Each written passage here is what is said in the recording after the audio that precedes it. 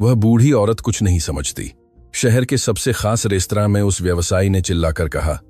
सब उस जापानी महिला पर हंसे जो बातचीत नहीं कर पा रही थी, लेकिन जब उस विनम्र वेट्रेस ने अपना मुंह खोला और धारा प्रवाह जापानी में बात की तो हंसी पूर्ण सन्नाटे में बदल गई। इसके बाद जो हुआ, उसने करियर बर्बाद कर दिए और जिंदगियां हमेशा के लिए बदल दी। रेस्तरां द रीगल स्पाइसेस वह जगह थी जहां शहर के ताकतवर लोग व्यावसायिक सौदे निपटाने, अपनी दौलत का जश्न मनाने और दुनिया को अपनी हैसियत दिखाने के लिए इकट्ठा होते थे।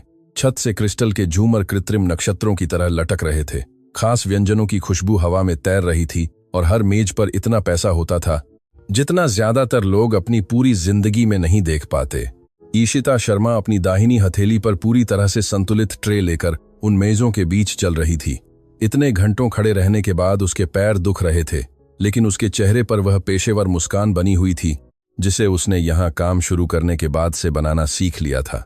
वह जवान थी, लेकिन उसकी आंखें देर रात तक पढ़ाई करने की कहानियां, खामोश बलिदानों की और उन सपनों की कहानी कहती थीं जो उसके जैसी किसी के लिए बहुत बड़े लगते थे। वह महीनों पहले द रीगल स्पाइसेस में आई थी, एक ऐसी नौकरी की तलाश में जिससे वह नेशनल लैंग्वेज इंस्टीट्यूट में अपनी भाषा की पढ़ाई का खर्च उठा सके। यह उसके सपनों की नौकरी नहीं थी, लेकिन हर टिप, हर अतिरिक्त घंटा उसे उस जिंदगी के थोड़ा और करीब ला रहा था जिसकी वह अपने लिए कल्पना करती थी। 7 नंबर की मेज पर और पानी चाहिए। मैनेजर मिस्टर गुप्ता की आवाज ने उसके विचारों को चाकू की तरह काट दिया। वह अधेड़ उम्र का व्यक्ति था जिसके बाल पीछे की ओर चिकने थे और उसमें वह श्रेष्ठता का भाव था जिसे केवल वे लोग ही गढ़ना जानते हैं जो अपने स्वयं के मूल्य के बारे में असुरक्षित होते हैं। वह वेटर को ऐसे व्यवहार करता था जैसे वे अदृश्य हों, केवल तभी उपयोगी जब वे सेवा कर रहे हों और परेशान करने वाले जब वे सांस ले रहे हों। अभी मिस्टर गुप्ता, ईशिता ने तटस्थ स्वर में जवाब दिया, और जल्दी करो। राजेश मल्होत्रा मुख्य मेज पर हैं और तुम जानते हो कि जब सेवा सही नहीं होती तो वह कैसे हो जाते हैं। ईशिता यह बखूबी जानती थी। राजेश मल्होत्रा शहर के सबसे प्रभावशाली उद्योगपतियों में से एक थे। The grand Pacific hotel chain के मालिक, जिन्हें दुनिया उनकी चेकबुक के सामने झुकने की आदत थी। वह हर हफ्ते द रीगल स्पाइस आते थे, हमेशा अलग अलग सहयोगियों के साथ, हमेशा उसी रवैये के साथ। पैसा उन्हें दूसरों के साथ जैसा चाहें वैसा व्यवहार करने का अधिकार देता था। उस रात मल्होत्रा रेस्तरां की केंद्रीय मेज पर अपने 3 व्यापारिक सहयोगियों के साथ बैठे थे। उनकी हंसी बहुत जोर से गूंज रही थी। कर्मचारियों के बारे में उनकी टिप्पणियां मुश्किल से छिपाई जा रही थीं। ईशिता ने उन्हें नजरअंदाज करना सीख लिया था, अदृश्य दीवारें बनाना सीख लिया था जो उसकी गरिमा की रक्षा करती थीं, जबकि वह शराब के गिलास परोसती थी जिनकी कीमत उसके साप्ताहिक वेतन से ज्यादा थी। लेकिन वह रात अलग होगी। उस रात किस्मत के कुछ और ही इरादे थे। रेस्तरां का मुख्य दरवाजा खुला और एक बुजुर्ग महिला धीमे लेकिन गरिमापूर्ण कदमों से अंदर आई। ईशिता ने उसे तुरंत देखा। उसमें कुछ ऐसा था जो बिना मांगे ही ध्यान खींच लेता था। वह चांदी के बालों वाली एक बंगाली महिला थी जिसके बाल पूरी तरह से संवारे हुए थे, जो एक सुंदर बरगंडी रंग के ब्लेजर में सजी थी जो उसकी गोरी त्वचा के विपरीत था। उसकी आंखें, हालांकि कई वर्षों के जीवन की थकान दिखा रही थीं, गहरी बुद्धिमत्ता से चमक रही थीं। महिला रिसेप्शन पोडियम के पास गई जहां युवा होस्ट रोहन ने उसे भ्रमित अभिव्यक्ति के साथ प्राप्त किया। शुभ संध्या, क्या आपकी बुकिंग है? रोहन ने हिंदी में पूछा। महिला ने बंगाली में जवाब दिया। उसकी आवाज नरम लेकिन दृढ़ थी। वह कुछ समझा रही थी। वह रेस्तरां के अंदर की ओर इशारा कर रही थी, लेकिन रोहन केवल बिना एक भी शब्द समझे पलकें झपका रहा था। क्षमा करें मैडम, मुझे समझ नहीं आता। रोहन ने लाचारी के भाव से हाथ ऊपर उठाए। हिंदी बोलिए। अंग्रेजी? महिला ने फिर कोशिश की, इस बार और धीरे, लेकिन नतीजा वही रहा। उनके बीच एक अदृश्य बाधा खड़ी हो गई थी जो ऐसी भाषाओं से बनी थी जो एक दूसरे से नहीं मिलती थी। शोर सुनकर मिस्टर गुप्ता पास आए। उनकी अभिव्यक्ति उत्सुकता से कुछ ही सेकंड में चिड़चिड़ी हो गई। यहाँ क्या हो रहा है? यह मैडम अंदर आना चाहती हैं, लेकिन न हिंदी बोलती हैं न अंग्रेजी। रोहन ने दबी आवाज में समझाया। मुझे नहीं पता क्या करूं। मिस्टर गुप्ता ने महिला को ऊपर से नीचे तक देखा, उसका मूल्यांकन ऐसे किया जैसे वह कोई सामान हो। अपने शानदार कपड़ों के बावजूद उन्होंने तय किया कि यह प्रयास के लायक नहीं है। मैडम, अगर आप संवाद नहीं कर सकती तो हम आपकी मदद नहीं कर सकते, उन्होंने धीरे धीरे कहा, हर शब्दांश को बढ़ा चढ़ाकर बोला, जैसे कि इससे उसे समझ में आ जाएगा। शायद आपको कोई और जगह देखनी चाहिए। बंगाली महिला ने भौहें चढ़ाईं, अपमानजनक लहजे को स्पष्ट रूप से समझते हुए, हालांकि वह सटीक शब्द नहीं समझी थी। उसने अपना मोबाइल फोन निकाला और स्क्रीन पर कुछ दिखाने की कोशिश की, शायद एक बुकिंग, लेकिन मिस्टर गुप्ता ने देखा भी नहीं। रोहन, इसे बाहर तक छोड़ दो। ईशिता दूर से यह दृश्य देख रही थी। उसका दिल जोर से धड़क रहा था। वह यह भावना जानती थी। वह जानती थी कि न समझे जाने का मतलब क्या होता है, खुद को समझाने का मौका मिलने से पहले ही जज किए जाने का मतलब क्या होता है। उसकी मां युवा होने पर एक दूसरे देश से आई थी और भाषा पर पकड़ न होने के कारण हुए अपमान की कहानियां उसके बचपन का हिस्सा रही थीं। लेकिन इससे पहले कि वह हिल पाती, मुख्य मेज से एक शक्तिशाली आवाज गूंजी। यहां क्या चल रहा है? राजेश मल्होत्रा शराब का गिलास हाथ में लिए खड़े हो गए थे, एक व्यंग्यात्मक मुस्कान के साथ दृश्य को देखते हुए। उनके सहयोगी अपनी सीटों पर घूमे, इस व्यवधान से मनोरंजन करते हुए। एक बूढ़ी औरत जो नहीं जानती कि वह कहां खड़ी है। मल्होत्रा रिसेप्शन की ओर चले। उनके महंगे जूते संगमरमर के फर्श पर गूंज रहे थे। देखो तो इसे, ऐसे कपड़े पहने हैं जैसे पैसे वाली हो, लेकिन एक शब्द भी नहीं बोल सकती जो समझ में आए। पास की मेजों से कुछ घबराई हुई हंसी फूटी। रेस्तरां का माहौल बदल गया, जैसे कि एक काले बादल ने क्रिस्टल के झूमरों को ढक लिया हो। बंगाली महिला ने मल्होत्रा को एक निर्विकार अभिव्यक्ति के साथ देखा। वह पीछे नहीं हटी, उसने अपनी नजर नहीं झुकाई। वह बस उन आंखों से उसे देखती रही जिन्होंने इतनी दुनिया देखी थी कि वह उसके जैसे किसी से भयभीत नहीं हो सकती थी। अरे बुढ़िया! मल्होत्रा और करीब आया। उसकी महंगी शराब की सांस उस तक पहुंच रही थी। तुम रास्ता भटक गई हो, फास्ट फूड रेस्तरां ढूंढ रही हो। यह रीगल स्पाइसेस है, यहां केवल महत्वपूर्ण लोग आते हैं। मिस्टर मल्होत्रा, कृपया। मिस्टर गुप्ता ने कमजोरी से हस्तक्षेप करने की कोशिश की, महिला की गरिमा से ज्यादा दिखावे की चिंता करते हुए। क्या? मैं बस ईमानदार हो रहा हूं। मल्होत्रा अपने अनैच्छिक दर्शकों की ओर घूमे। क्या यहां कोई समझता है कि यह मैडम क्या कह रही है? कोई कुछ बोलता है? जो कुछ भी यह बोल रही है। सन्नाटा ही उनका जवाब था। दर्जनों आंखें देख रही थीं, कुछ असहज, कुछ मनोरंजक, लेकिन कोई नहीं बोला। कोई भी महान राजेश मल्होत्रा का खंडन करने की हिम्मत नहीं कर रहा था। मुझे लगा था। मल्होत्रा संतोष से हंसे। इस देश में हम हिंदी बोलते हैं मैडम। अगर आप हमारी भाषा सीखने की जहमत नहीं उठा सकती तो शायद आपको यहां नहीं होना चाहिए। ईशिता ने महसूस किया कि उसके अंदर कुछ टूट गया। यह ठीक ठीक गुस्सा नहीं था, यह कुछ ज्यादा गहरा था। यह उन सभी बार की गूंज थी जब उसकी मां को उसके लहजे के कारण कमतर समझा गया था। यह अपनी स्वयं की संघर्षों की याद थी, जब उसे गंभीरता से लिया जाना था। यह एक वृद्ध महिला को सार्वजनिक रूप से अपमानित होते देखने का अन्याय था, जबकि सब खामोशी से देख रहे थे। उसके पैर चलने लगे, इससे पहले कि उसका मन उन्हें रोक पाता। आपकी अनुमति से, उसकी आवाज अपेक्षा से ज्यादा जोर से निकली। मिस्टर गुप्ता ने उसे तुरंत रोक लिया। शर्मा, तुम क्या सोच रही हो? अपने काम पर वापस जाओ, मैं मदद कर सकती हूं, ईशिता ने जवाब दिया। उसकी नजर बंगाली महिला पर टिकी थी। मैं बंगाली बोलती हूं। एक फुसफुसाहट रेस्तरां में फैल गई। मल्होत्रा ने ठहाका लगाया। तुम एक वेट्रेस बंगाली बोलती हो? कृपया, यह तो और भी दिलचस्प होता जा रहा है, इसे कोशिश करने दो, मल्होत्रा के सहयोगियों में से एक ने कहा, जो स्पष्ट रूप से इसे एक और अपमान का पल मानकर मनोरंजन कर रहा था। मिस्टर गुप्ता हिचकिचा रहे थे, प्रोटोकॉल और उत्सुकता के बीच फंसे हुए थे। आखिरकार एक तिरस्कारपूर्ण हावभाव के साथ वह एक तरफ हट गए। आगे बढ़ो शर्मा, अगर तुम मजाक उड़ाना चाहती हो। ईशिता ने गहरी सांस ली, बंगाली महिला के पास गई और सीधे उसकी आंखों में देखते हुए बात की। शब्द उसके होठों से झरने के पानी की तरह बहे। धारा प्रवाह बंगाली में, एक वृद्ध व्यक्ति को संबोधित करने के लिए उचित औपचारिकता के साथ। उसने उसका नाम पूछा। क्या उसके पास बुकिंग थी? क्या उसे मदद चाहिए थी? रेस्तरां में जो सन्नाटा छा गया वह पूर्ण था, इतना गहरा कि मेजों पर मोमबत्तियों की चटक सुनाई दे सकती थी। बंगाली महिला ने आश्चर्य से आंखें खोली और उस रात पहली बार एक सच्ची मुस्कान उसके चेहरे पर फैल गई। उसने बंगाली में जवाब दिया। उसकी आवाज भावना से थोड़ी कांप रही थी। ईशिता ध्यान से सुन रही थी, सिर हिला रही थी, जवाब दे रही थी। उनके सामने एक वास्तविक बातचीत हो रही थी और उन दोनों के सिवा कोई भी एक शब्द नहीं समझ रहा था। वह क्या कह रही है? मल्होत्रा ने पूछा। उसका मनोरंजन चिड़चिड़ापन में बदल गया। तुम उसे क्या बता रही हो? ईशिता ने एक क्षण का अनुरोध करते हुए हाथ ऊपर उठाया। उसने महिला से बात करना जारी रखा। उसकी अभिव्यक्ति हर शब्द के साथ और गंभीर होती जा रही थी। अंत में वह मिस्टर गुप्ता और मल्होत्रा की ओर मुड़ी। श्रीमती सुषमा देवी की आज रात के लिए बुकिंग है, ईशिता ने स्पष्ट और दृढ़ आवाज़ में कहा।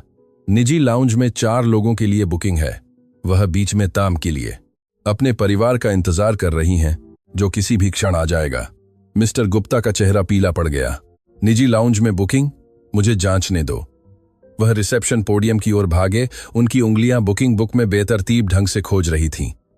जब उन्हें वह मिला जो वे खोज रहे थे, तो उनके चेहरे से रंग उड़ गया। श्रीमती देवी, निजी लाउंज बुकिंग हफ्तों पहले पुष्टि की गई थी, उन्होंने खुद से बुदबुदाया। श्रीमती देवी यह भी चाहती हैं कि आप लोग जान लें, ईशिता ने जारी रखा।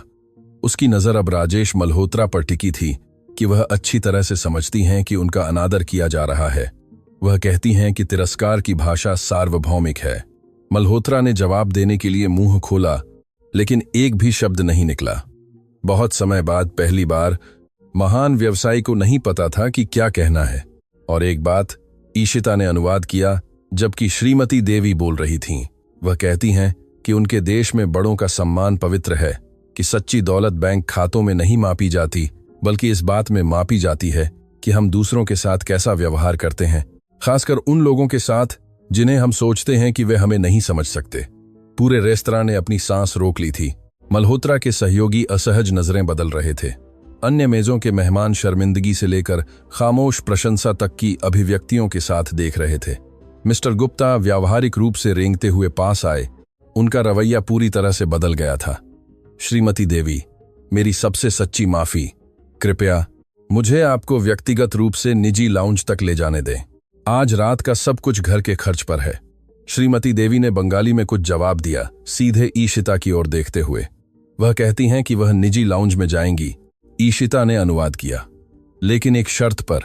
वह चाहती हैं कि आज रात मैं ही उनकी मेज पर सेवा दूं, केवल मैं। मिस्टर गुप्ता ने उन्मत्त रूप से सिर हिलाया। बेशक, बेशक शर्मा, अब से तुम विशेष रूप से निजी लाउंज के लिए असाइन की गई हो। जैसे ही ईशिता श्रीमती देवी को रेस्तरां के अंदर ले जा रही थी, वह राजेश मल्होत्रा के पास से गुजरी। व्यवसायी उसे गुस्से और किसी ऐसी चीज के मिश्रण से देख रहा था जो अपमान हो सकता था। उसे अपनी जगह दिखाए जाने की आदत नहीं थी, और एक साधारण वेट्रेस द्वारा तो बिल्कुल नहीं।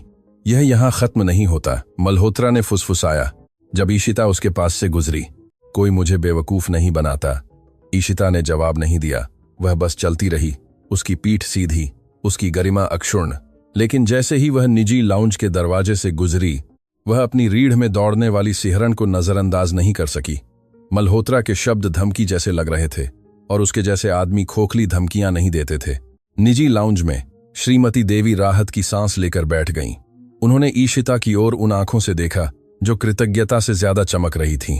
उन्होंने बंगाली में धीरे से बात की, और उनके शब्दों ने ईशिता के दिल को एक पल के लिए रोक दिया। धन्यवाद छोटी, उस बूढ़ी महिला ने कहा था, लेकिन आज रात तुमने जो किया उसके परिणाम होंगे, कुछ अच्छे, कुछ इतने अच्छे नहीं। क्या तुम आने वाले समय के लिए तैयार हो? इससे पहले कि ईशिता जवाब दे पाती, निजी लाउंज का दरवाजा खुला और 3 लोग अंदर आए। एक अधेड़ उम्र का व्यक्ति, एक सुंदर महिला और एक युवा लड़की जो ईशिता की उम्र की लगती थी। श्रीमती देवी उनसे मिलने के लिए उठ गईं, और उस पल ईशिता ने कुछ ऐसा सुना जिसने सब कुछ बदल दिया। माँ, क्या आप ठीक हैं? आदमी ने शुद्ध हिंदी में पूछा, उस बूढ़ी महिला को गले लगाते हुए। हमें आपका संदेश मिला। क्या हुआ? श्रीमती देवी ने बंगाली में जवाब दिया, ईशिता की ओर इशारा करते हुए। आदमी मुड़ा। उसकी आंखें उस युवा वेट्रेस का मूल्यांकन कर रही थीं जिसने उसकी मां का बचाव किया था, लेकिन कृतज्ञता नहीं थी जो ईशिता ने उसकी आंखों में देखी। यह पहचान थी, जैसे कि वह उसे किसी ऐसी जगह से जानता था जिसे ईशिता याद नहीं कर सकती थी। तो तुम ईशिता शर्मा हो? आदमी ने धीरे धीरे कहा। मेरी मां ने सालों पहले तुम्हारे बारे में मुझसे बात की थी। उन्होंने कहा था कि एक दिन वह तुम्हें ढूंढ लेंगी, और लगता है कि वह दिन आखिरकार आ गया है। आदमी के शब्द हवा में एक पहेली की तरह लटके रहे, सुलझाए जाने का इंतजार करते हुए। ईशिता ने महसूस किया कि उसके पैरों के नीचे जमीन हिल रही है, हालांकि वह जानती थी कि वह पूरी तरह से स्थिर खड़ी थी। क्षमा करें, वह बस इतना ही बोल पाई। आदमी ने एक कदम आगे बढ़ाया। उसका नाम अनिल शर्मा था, श्रीमती सुषमा देवी का इकलौता बेटा, और उसने अपनी मां से वह भेदने वाली नजर विरासत में पाई थी जो आत्माओं को पढ़ सकती थी।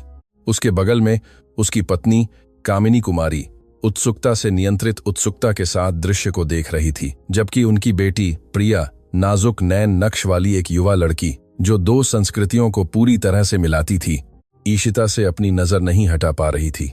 माँ, अनिल ने सुषमा देवी को बंगाली में संबोधित किया। क्या आप निश्चित हैं कि यह वही है? बूढ़ी महिला ने धीरे धीरे सिर हिलाया। उसकी आंखें किसी ऐसी चीज से नम थीं जिसे ईशिता समझ नहीं पा रही थी। यह वही है, सुषमा देवी ने जवाब दिया। मैं उन आंखों को कहीं भी पहचान लूंगी। वे मीना की आंखें हैं। नाम ईशिता को एक अप्रत्याशित लहर की तरह लगा। मीना, वह नाम जिसे उसकी मां कभी कभी सपनों में फुसफुसाती थी, वह नाम जो बिस्तर के नीचे एक डिब्बे में रखी पुरानी तस्वीरों में दिखाई देता था, वह नाम जो हमेशा रहस्यों में लिपटा एक रहस्य रहा था। आप इस नाम को कैसे जानती हैं? ईशिता ने पूछा। उसकी आवाज मुश्किल से एक फुसफुसाहट थी। आप मीना को कैसे जानती हैं? सुषमा देवी ने अपना हाथ बढ़ाया, ईशिता को अपने पास बैठने के लिए आमंत्रित किया। यह एक ऐसा मातृवत इशारा था, इतना कोमलता से भरा कि ईशिता ने बिना सोचे उसकी बात मानी। मीना देवी मेरी सबसे अच्छी सहेली थी, सुषमा देवी ने बोलना शुरू किया। उसकी आवाज पुरानी यादों से भरी थी। हम भारत के एक छोटे से गांव में एक साथ बड़े हुए। हम अविभाज्य थे। जब हम 20 साल के थे तो वह एक युवा विदेशी से मिली जो हमारे गांव में स्वयंसेवक के रूप में आया था। उन्हें एक दूसरे से गहरा प्यार हो गया। ईशिता धड़कते दिल से सुन रही थी। वह इस कहानी के कुछ अंश जानती थी, लेकिन उसने इसे कभी पूरा नहीं सुना था। मीना के परिवार ने रिश्ते को मंजूरी नहीं दी, सुषमा देवी ने जारी रखा। उस समय एक विदेशी से शादी करना एक अपमान माना जाता था। उन्होंने उसे एक अल्टीमेटम दिया, रिश्ते को खत्म करो या परिवार से हमेशा के लिए निष्कासित हो जाओ। उसने प्यार चुना। ईशिता ने उस कुछ बार को याद करते हुए वाक्य पूरा किया। जब उसकी मां ने अतीत के बारे में बात की थी, उसने मेरे पिता को चुना। ठीक है। सुषमा देवी ने ईशिता के हाथों को अपने हाथों में लिया। मीना ने प्यार के लिए वह सब छोड़ दिया जो वह जानती थी। वह तुम्हारे पिता के साथ उनके देश चली गई, बिना पैसे के, बिना पारिवारिक समर्थन के, सिवाय एक साथ जीवन बनाने की आशा के। और मैंने अपनी सबसे अच्छी सहेली को खो दिया। बूढ़ी महिला के गालों पर आंसू बहने लगे। सालों तक मैंने उसे ढूंढने की कोशिश की। मैंने उसे पत्र लिखे जिनका कभी जवाब नहीं मिला। जब मेरे पास संसाधन हुए तो मैंने जासूसों को काम पर रखा, लेकिन मीना पूरी तरह से गायब हो गई थी, जैसे कि धरती उसे निगल गई हो। मेरी मां ने कभी अपने भारत के अतीत के बारे में बात नहीं की। ईशिता को अपने गले में एक गांठ महसूस हुई। वह हमेशा कहती थी कि उसने उस जीवन को पीछे छोड़ दिया है, कि हमारा परिवार ही उसका इकलौता घर है। मीना, तुम्हारी? सुषमा देवी ने अपनी आवाज में नाजुक उम्मीद के साथ पूछा। ईशिता की खामोशी किसी भी शब्द से ज्यादा प्रभावशाली थी। उसकी आंखें आंसुओं से भर गईं, जिन्हें उसने सालों से रोकना सीखा था। मेरी मां का निधन कुछ समय पहले हो गया। शब्द टूटकर निकले। उसका दिल। डॉक्टरों ने कहा कि सालों की अत्यधिक मेहनत और चिंताओं ने उसे कमजोर कर दिया था। हमारे पास कभी ज्यादा पैसे नहीं थे। वह दिन रात काम करती थी ताकि मैं पढ़ाई कर सकूं, ताकि मुझे वे अवसर मिल सकें जो उसे कभी नहीं मिले। सुषमा देवी ने आंखें बंद कर लीं और उसके झुर्रीदार चेहरे पर आंसू बह निकले। अनिल अपनी मां को सहारा देने के लिए पास आया, जबकि कामिनी ने दृश्य से प्रभावित होकर अपने मुंह को हाथ से ढक लिया। मैं देर हो गई, सुषमा देवी ने फुसफुसाया। इतने सालों तक उसे ढूंढने के बाद मुझे अंततः कुछ महीने पहले उसका पता चला। मुझे पता चला कि उसकी एक बेटी थी जो इस शहर में रहती थी।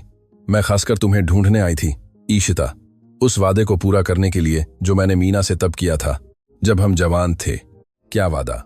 हमने वादा किया था कि अगर हम में से किसी को भी कभी परेशानी होती है तो दूसरा वहां होगा, समय की परवाह किए बिना, दूरी की परवाह किए बिना।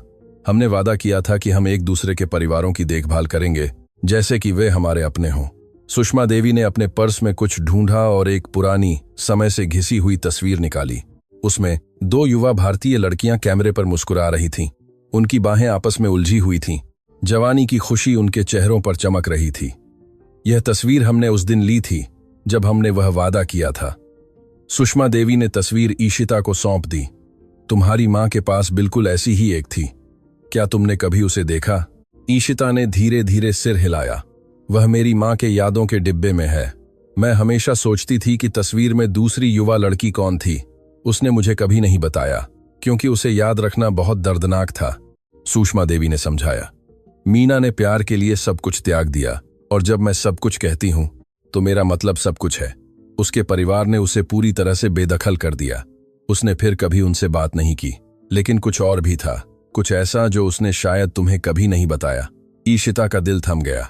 क्या बात? इससे पहले कि सुषमा देवी जवाब दे पाती, निजी लाउंज का दरवाजा अचानक खुला। मिस्टर गुप्ता नियंत्रित घबराहट के भाव के साथ अंदर आए। रुकावट के लिए क्षमा करें। उनकी आवाज थोड़ी कांप रही थी। श्रीमती देवी, एक समस्या है। राजेश मल्होत्रा रेस्तरां में हंगामा कर रहे हैं। वह मांग कर रहे हैं कि ईशिता को तुरंत नौकरी से निकाल दिया जाए, या वह ध्रीगल स्पाइसेस की प्रतिष्ठा को बर्बाद करने की धमकी दे रहे हैं। माहौल में तुरंत बदलाव आ गया। पारिवारिक पल की अंतरंगता हवा में उड़ गई। उसकी जगह बाहरी दुनिया की कठोर वास्तविकता ने ले ली। अनिल खड़ा हो गया। उसकी अभिव्यक्ति कठोर हो गई। यह मिस्टर मल्होत्रा कौन है? वह हमारे सबसे महत्वपूर्ण ग्राहकों में से एक हैं। मिस्टर गुप्ता घबराते हुए अपने हाथों को मरोड़ रहे थे। ग्रैंड पैसिफिक होटल चेन के मालिक, शहर में उनका बहुत प्रभाव है। अगर वह हमारे बारे में बुरा बोलने का फैसला करते हैं। उस आदमी ने मेरी मां का अपमान किया। अनिल ने दृढ़ आवाज में हस्तक्षेप किया। उसने उसे सार्वजनिक रूप से अपमानित किया, और अब वह उस एकमात्र व्यक्ति को सजा देना चाहता है जिसमें उसका बचाव करने की शालीनता थी। आप मुझे बता रहे हैं कि आप इस बात को मान लेंगे? मिस्टर गुप्ता ने घूंट निगला। मिस्टर शर्मा, पूरे सम्मान के साथ, आप नहीं समझते कि यह चीजें कैसे काम करती हैं।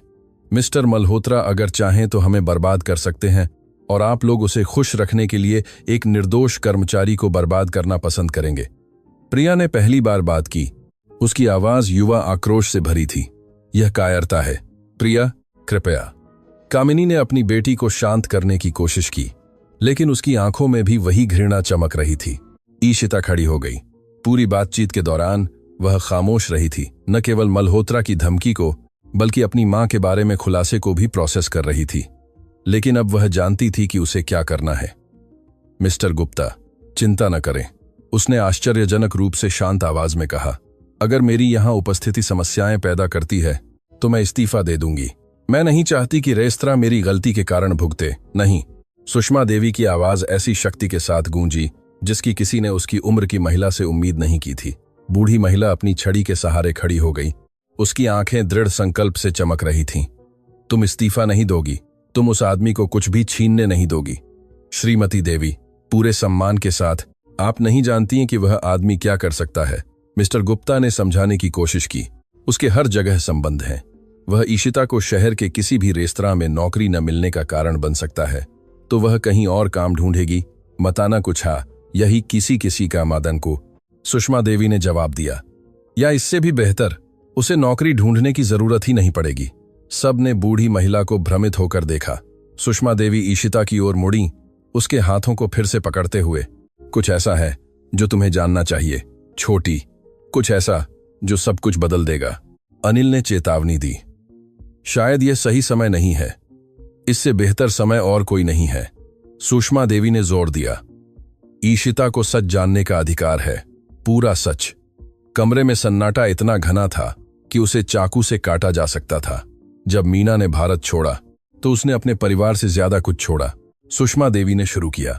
उसने एक विरासत छोड़ी, एक महत्वपूर्ण विरासत जिसका वादा उसके परिवार ने उसके जन्म से ही किया था। यह उसके परिवार में परंपरा थी कि हर बेटी को एक निश्चित उम्र पूरी करने पर पारिवारिक संपत्ति का एक हिस्सा मिलता था। ईशिता ने भौहें चढ़ाईं। मेरी मां ने कभी किसी विरासत का जिक्र नहीं किया था, क्योंकि उसे वह कभी मिली ही नहीं। उसके परिवार ने एक विदेशी से शादी करने के उसके फैसले पर गुस्से में उसे वह देने से इनकार कर दिया जो उसका वैध रूप से था। लेकिन कुछ ऐसा था जो वे नहीं जानते थे। मीना के दादाजी ने मरने से पहले अपनी वसीयत में खास निर्देश छोड़े थे, जिन्हें परिवार ने जानबूझकर नजरअंदाज किया। सुषमा देवी ने अपने पर्स से एक लिफाफा निकाला जिसमें महत्वपूर्ण दस्तावेज लग रहे थे। सालों पहले जब मैंने अपने व्यवसाय में सफल होना शुरू किया तो मैंने जांच के लिए भारत के सर्वश्रेष्ठ वकीलों को काम पर रखा। मुझे पता चला कि मीना के दादाजी की वसीयत में हेरफेर किया गया था। तुम्हारी मां का हिस्सा, ईशिता, उसके अपने ही रिश्तेदारों ने चुरा लिया था। ईशिता के फेफड़ों से हवा निकल गई। आप क्या कह रही हैं? मैं कह रही हूं कि तुम्हारी मां गरीबी में रहती थी, जबकि उसका वैध रूप से संबंधित पैसा उन लोगों के हाथों में था जिन्होंने उसे त्याग दिया था। और मैं कह रही हूं कि वह पैसा दशकों के जमा ब्याज के साथ अब तुम्हारा है। लाउंज का दरवाजा फिर से खुला। इस बार रोहन होस्ट था। उसके चेहरे पर पूर्ण आतंक का भाव था। मिस्टर गुप्ता, राजेश मल्होत्रा प्रेस को बुला रहे हैं। वह कह रहे हैं कि रेस्तरां को अक्षम कर्मचारियों को काम पर रखने के लिए उजागर करेंगे जो ग्राहकों का अपमान करते हैं। बाहर पत्रकार आ रहे हैं। मिस्टर गुप्ता पूरी तरह से पीले पड़ गए। यह एक आपदा है, एक पूर्ण आपदा। अनिल ने अपना मोबाइल फोन उठाया। पत्रकार, बहुत अच्छा, मेरे पास भी मीडिया में कुछ संपर्क हैं। आप क्या करने वाले हैं? मिस्टर गुप्ता ने घबराहट में पूछा। मैं एक कहानी बताने वाला हूं, अनिल ने एक नंबर डायल करते हुए जवाब दिया। एक ऐसे व्यवसायी की कहानी जिसने एक बूढ़ी बंगाली महिला का अपमान किया और फिर उस युवा मेहनती लड़की की जिंदगी को बर्बाद करने की कोशिश की जिसने उसका बचाव किया। देखते हैं कि जनता किस कहानी को पसंद करती है। मिस्टर शर्मा, कृपया हालात और खराब न करें। मिस्टर गुप्ता गिड़गिड़ा रहे थे, लेकिन अनिल पहले ही फोन पर बात कर रहा था। उसकी आवाज शांत लेकिन दृढ़ थी।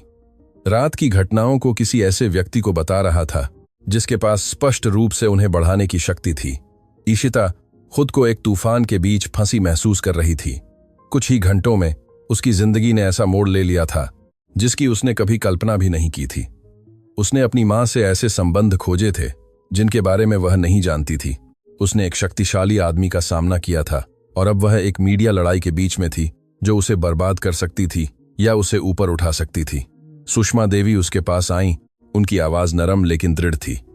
मुझे पता है कि यह सब प्रोसेस करना बहुत ज्यादा है छोटी, लेकिन तुम्हें मजबूत रहना होगा। जो आने वाला है वह आसान नहीं होगा।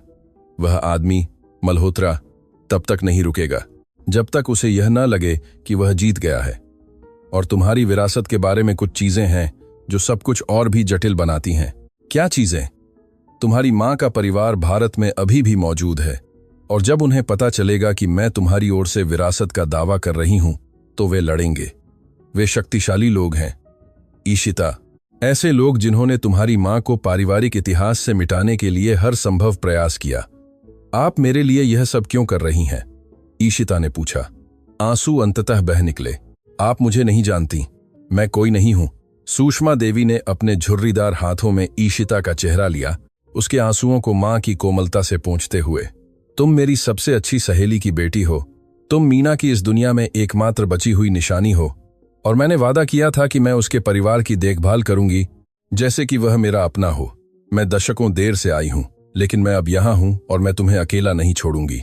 निजी लाउंज के बाहर अराजकता बढ़ रही थी। मल्होत्रा धमकियां दे रहा था। पत्रकार कैमरों के साथ आ रहे थे। मिस्टर गुप्ता इधर उधर भाग रहे थे, यह नहीं जानते हुए कि क्या करें। लेकिन उस कमरे के अंदर पैसे या शक्ति से ज्यादा कुछ शक्तिशाली हो रहा था। पीढ़ियों से अलग हुई दो आत्माओं के बीच एक संबंध, दशकों पहले किए गए एक वादे से जुड़ा हुआ। ईशिता ने सुषमा देवी की ओर देखा, फिर अनिल, कामिनी और प्रिया की ओर। ऐसे लोग जो घंटों पहले पूरी तरह से अजनबी थे, अब अजीब तरह से परिवार जैसे लग रहे थे। मुझे क्या करना चाहिए? उसने अंततः पूछा। सुषमा देवी मुस्कुराईं, और उस मुस्कान में दशकों की बुद्धिमत्ता, दर्द और आशा थी। वही जो तुम्हारी मां ने किया होगा, जो तुमने आज रात मुझे बचाने के लिए किया। अपना सिर ऊंचा रखो, सही करने के लिए माफी मत मांगो, और कभी कभी किसी को मत बताओ कि तुम्हारी कीमत कितनी है। गलियारे में एक धमाके ने पल को बाधित कर दिया। जोरदार आवाजें, तेज कदम। दरवाजा खुला और राजेश मल्होत्रा दहलीज पर दिखाई दिए। उनका चेहरा गुस्से से लाल था। उनके साथ दो आदमी थे जो उनके वकील लग रहे थे। वह यहां है। उसने सीधे ईशिता की ओर इशारा किया। यह वही वेट्रेस है जिसने मुझे पूरे रेस्तरां के सामने अपमानित किया। मैं तुम्हें बर्बाद कर दूंगा लड़की। जब मैं तुमसे निपटूंगा तो तुम इस शहर में सड़कें भी नहीं झाड़ पाओगी। लेकिन इससे पहले कि वह कमरे में एक कदम और बढ़ा पाता, अनिल उसके रास्ते में खड़ा हो गया। मिस्टर मल्होत्रा, उसने शांत ठंडी आवाज में कहा, मैं आपको वहीं रुकने की सलाह देता हूं, क्योंकि आप जो करने वाले हैं उसकी कीमत आपको अपनी कल्पना से कहीं ज्यादा पड़ेगी। मल्होत्रा की आंखें सिकुड़ गईं। और आप कौन हैं? अनिल मुस्कुराया, लेकिन उस मुस्कान में कोई गर्माहट नहीं थी। मैं अनिल शर्मा हूं। मेरा परिवार उस बैंक के 40% शेयरों का मालिक है जो आपके होटलों को वित्त पोषित करता है।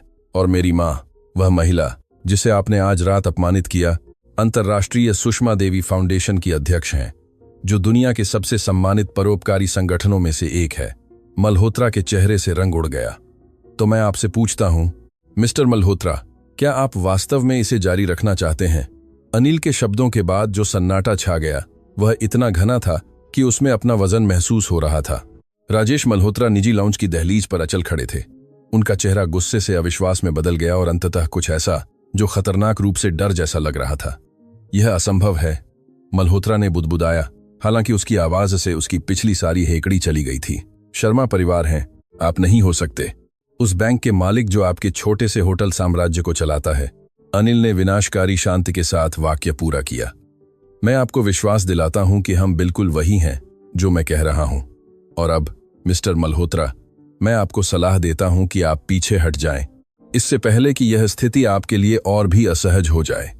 मल्होत्रा के साथ आए दो आदमी, संभवतः उनके वकील, ने घबराई हुई नजरें बदल लीं। उनमें से एक व्यवसायी की ओर झुका और उसके कान में कुछ फुसफुसाया। जो कुछ भी था, उसने मल्होत्रा को और भी पीला कर दिया। यह खत्म नहीं हुआ है, मल्होत्रा ने थूकते हुए कहा, जबकि वह पीछे हट रहा था। मेरे पास अन्य संसाधन हैं, अन्य संपर्क हैं। मुझे यकीन है कि आपके पास हैं। सुषमा देवी ने पहली बार बात की जब से मल्होत्रा कमरे में घुसे थे। उनकी आवाज शांत थी, लेकिन उसमें दशकों के अनुभव से ही मिलने वाली एक अधिकार की भावना थी। लेकिन मैं आपको सलाह देती हूं कि आप अपने अगले कदमों के बारे में बहुत ध्यान से सोचें, क्योंकि मेरे पास भी संसाधन हैं और आपकी तरह मैं उनका उपयोग निर्दोष लोगों को नष्ट करने के लिए नहीं करती। मल्होत्रा ने जवाब देने के लिए मुंह खोला, लेकिन उनके वकीलों में से एक ने उनकी बांह पकड़ी और उन्हें व्यावहारिक रूप से लाउंज से बाहर घसीट लिया। गलियारे में उनके कदमों की आवाज तूफान के खत्म होने जैसी थी, लेकिन ईशिता जानती थी कि तूफान अक्सर और भी जोर से वापस आते हैं। मिस्टर गुप्ता लाउंज के एक कोने में खड़े थे। उनका चेहरा भ्रम और पछतावे का एक मुखौटा था। वह मैनेजर, जिसने महीनों तक ईशिता के साथ तिरस्कार से व्यवहार किया था, अब उसे ऐसे देख रहा था जैसे उसे पहली बार देख रहा हो। मिस शर्मा, मिस्टर गुप्ता ने बेतरतीब ढंग से शुरू किया, मुझे नहीं पता था, मैंने कभी कल्पना भी नहीं की थी कि एक साधारण वेट्रेस के महत्वपूर्ण संबंध हो सकते हैं। ईशिता ने उसे बीच में ही टोक दिया। उसकी आवाज में कोई द्वेष नहीं था, दृढ़ थी।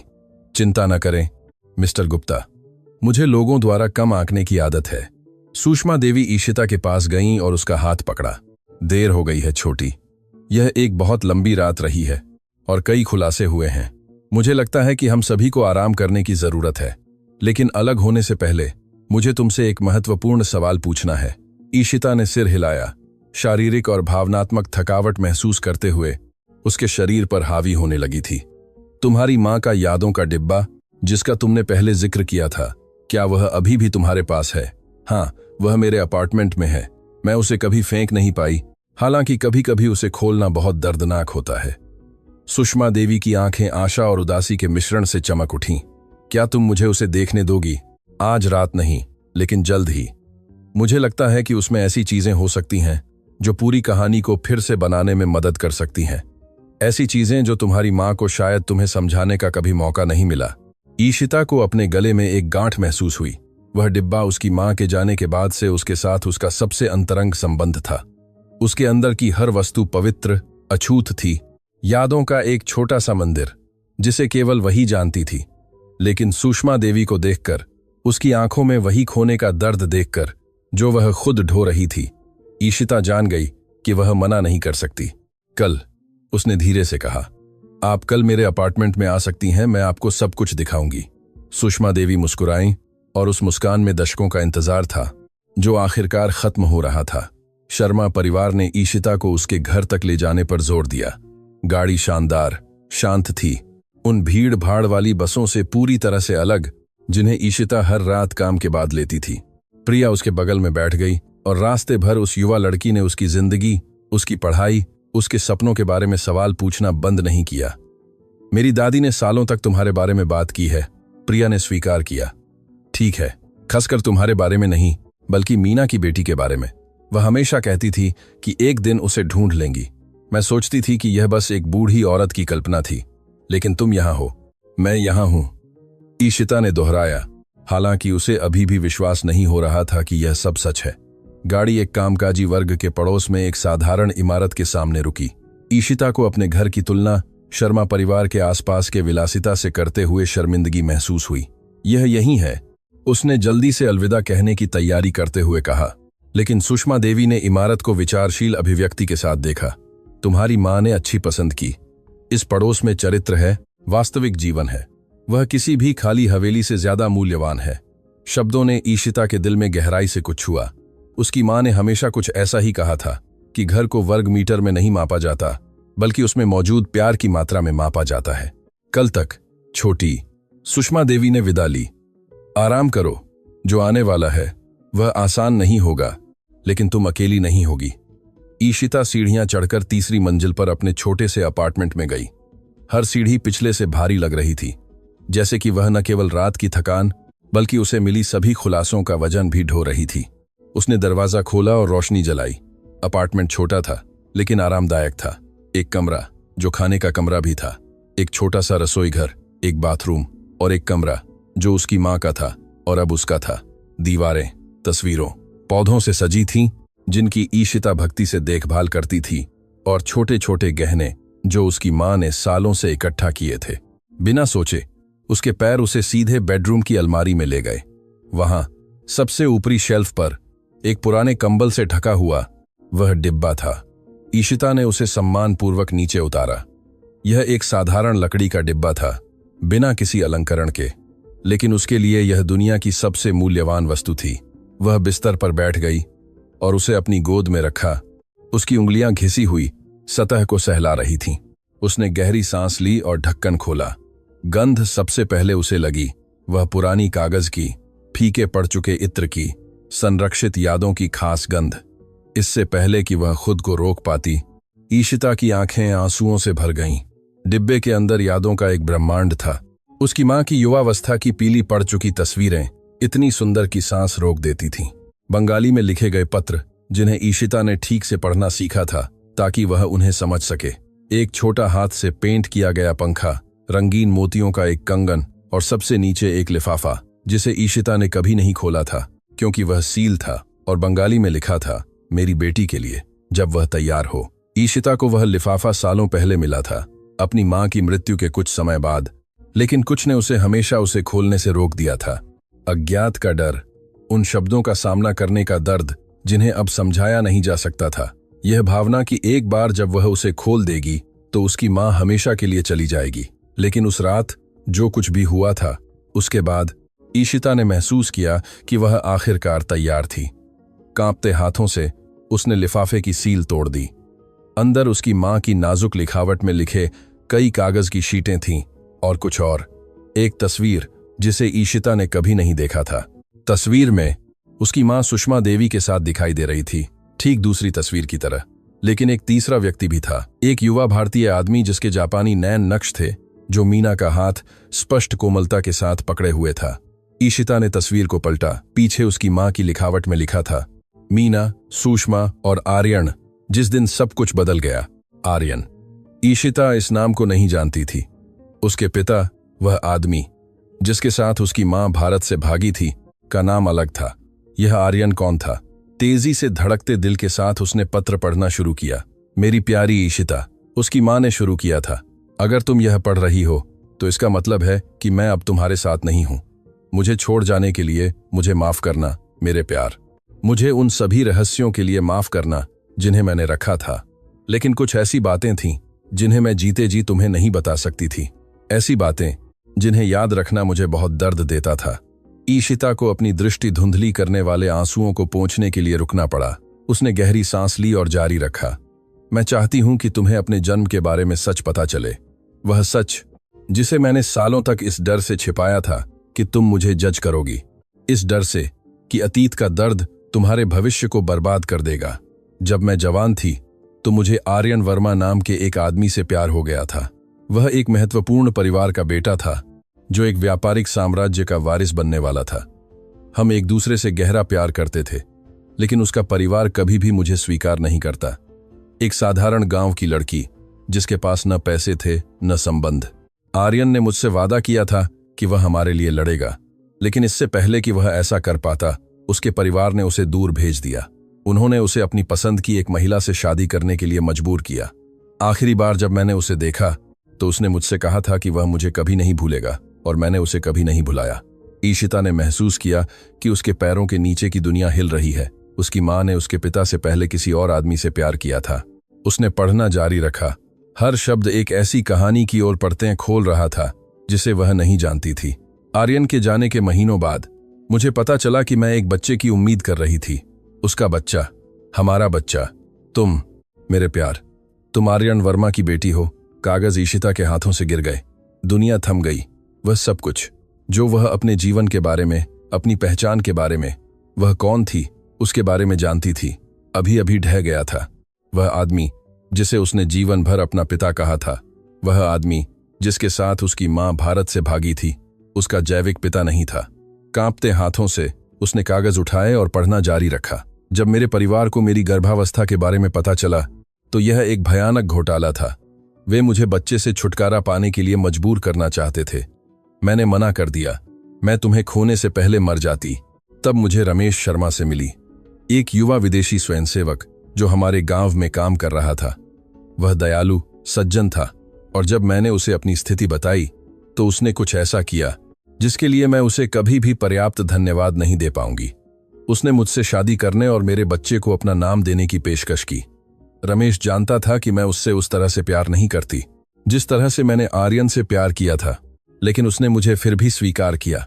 उसने मुझे एक घर दिया, उसने मुझे सम्मान दिया और उसने तुम्हें एक उपनाम और एक पहचान दी। जब मेरे परिवार ने मुझे निकाल दिया तो वह वहां था। जब हम उसके देश भाग गए तो उसने हमें बचाया। और हालांकि हमारी शादी परफेक्टा नहीं थी, उसने तुम्हें अपनी बेटी की तरह प्यार किया। ईशिता को अपने पिता रमेश, वह शांत और मेहनती आदमी याद आया जिसकी मृत्यु तब हुई थी जब वह मुश्किल से एक किशोरी थी। उसने हमेशा मान लिया था कि वह उसका जैविक पिता था। अब उसे कई बातें समझ में आ रही थीं जो पहले समझ में नहीं आती थीं। उसकी मां की क्षितिज की ओर उदास नजरें, अतीत के बारे में पूछने पर लंबी खामोशियां, वह उदासी जो मीना की आंखों को कभी पूरी तरह से नहीं छोड़ती थी। कुछ और है जो तुम्हें जानना चाहिए मेरे प्यार। मरने से पहले मेरे दादाजी ने एक गुप्त वसीयत छोड़ी थी। उसमें उन्होंने मुझे पारिवारिक संपत्ति का एक महत्वपूर्ण हिस्सा विरासत में दिया था, लेकिन मेरे परिवार ने मेरी गर्भावस्था और मेरे भाग जाने पर गुस्से में उस वसीयत को छिपा दिया। उन्होंने वह चुरा लिया जो मेरा था। मैं तुम्हें यह बदला लेने के लिए नहीं बता रही हूं, मैं तुम्हें यह इसलिए बता रही हूं क्योंकि सच जानना तुम्हारा अधिकार है, और क्योंकि अगर कभी कोई तुम्हें ढूंढने आता है, कोई जो इस कहानी को जानता है, तो तुम्हें तैयार रहना होगा। सुषमा, मेरी सबसे अच्छी सहेली, वह एकमात्र व्यक्ति है जो पूरा सच जानती है। अगर वह तुम्हें ढूंढती है तो उस पर भरोसा करना। उसने मेरी देखभाल करने का वादा किया था। अगर मुझे कुछ हो जाता है, और सुषमा हमेशा अपने वादे पूरे करती है।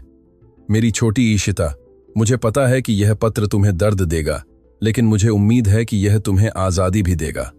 अपनी सच्ची कहानी जानने की आजादी जो तुम्हारा है, उसे वापस पाने की आजादी, और उन रहस्यों के बिना जीने की आजादी जिन्हें मुझे ढूंढना पड़ा। तुम्हारे जैविक पिता कौन है इससे कोई फर्क नहीं पड़ता। तुम कहां से आती हो इससे कोई फर्क नहीं पड़ता। जो फर्क पड़ता है वह यह है कि तुम क्या बनना चुनती हो। और मैं जानती हूं मेरे प्यार कि तुम असाधारण बनना चुनोगी, क्योंकि तुम हमेशा से यही रही हो। मैं तुम्हें किसी भी भाषा में शब्दों से ज्यादा प्यार करती हूं। तुम्हारी मां मीना। ईशिता ने पढ़ना खत्म किया और आंसू पुरानी स्याही को दागदार करते हुए कागज पर बेकाबू होकर गिर रहे थे। उसने खुद को गले लगाया, धीरे धीरे झूलते हुए, ऐसे दर्द से रोते हुए जो उसके अस्तित्व की गहराइयों से आ रहा था। सब कुछ अलग था, अब सब कुछ बदल गया था, लेकिन दर्द के बीच कुछ और जन्म लेना शुरू हो गया था। एक भयंकर दृढ़ संकल्प और जानने की जरूरत, जवाब ढूंढने की जरूरत। आर्यन वर्मा कौन था? क्या वह अभी भी जीवित था? क्या उसे उसके अस्तित्व के बारे में पता था?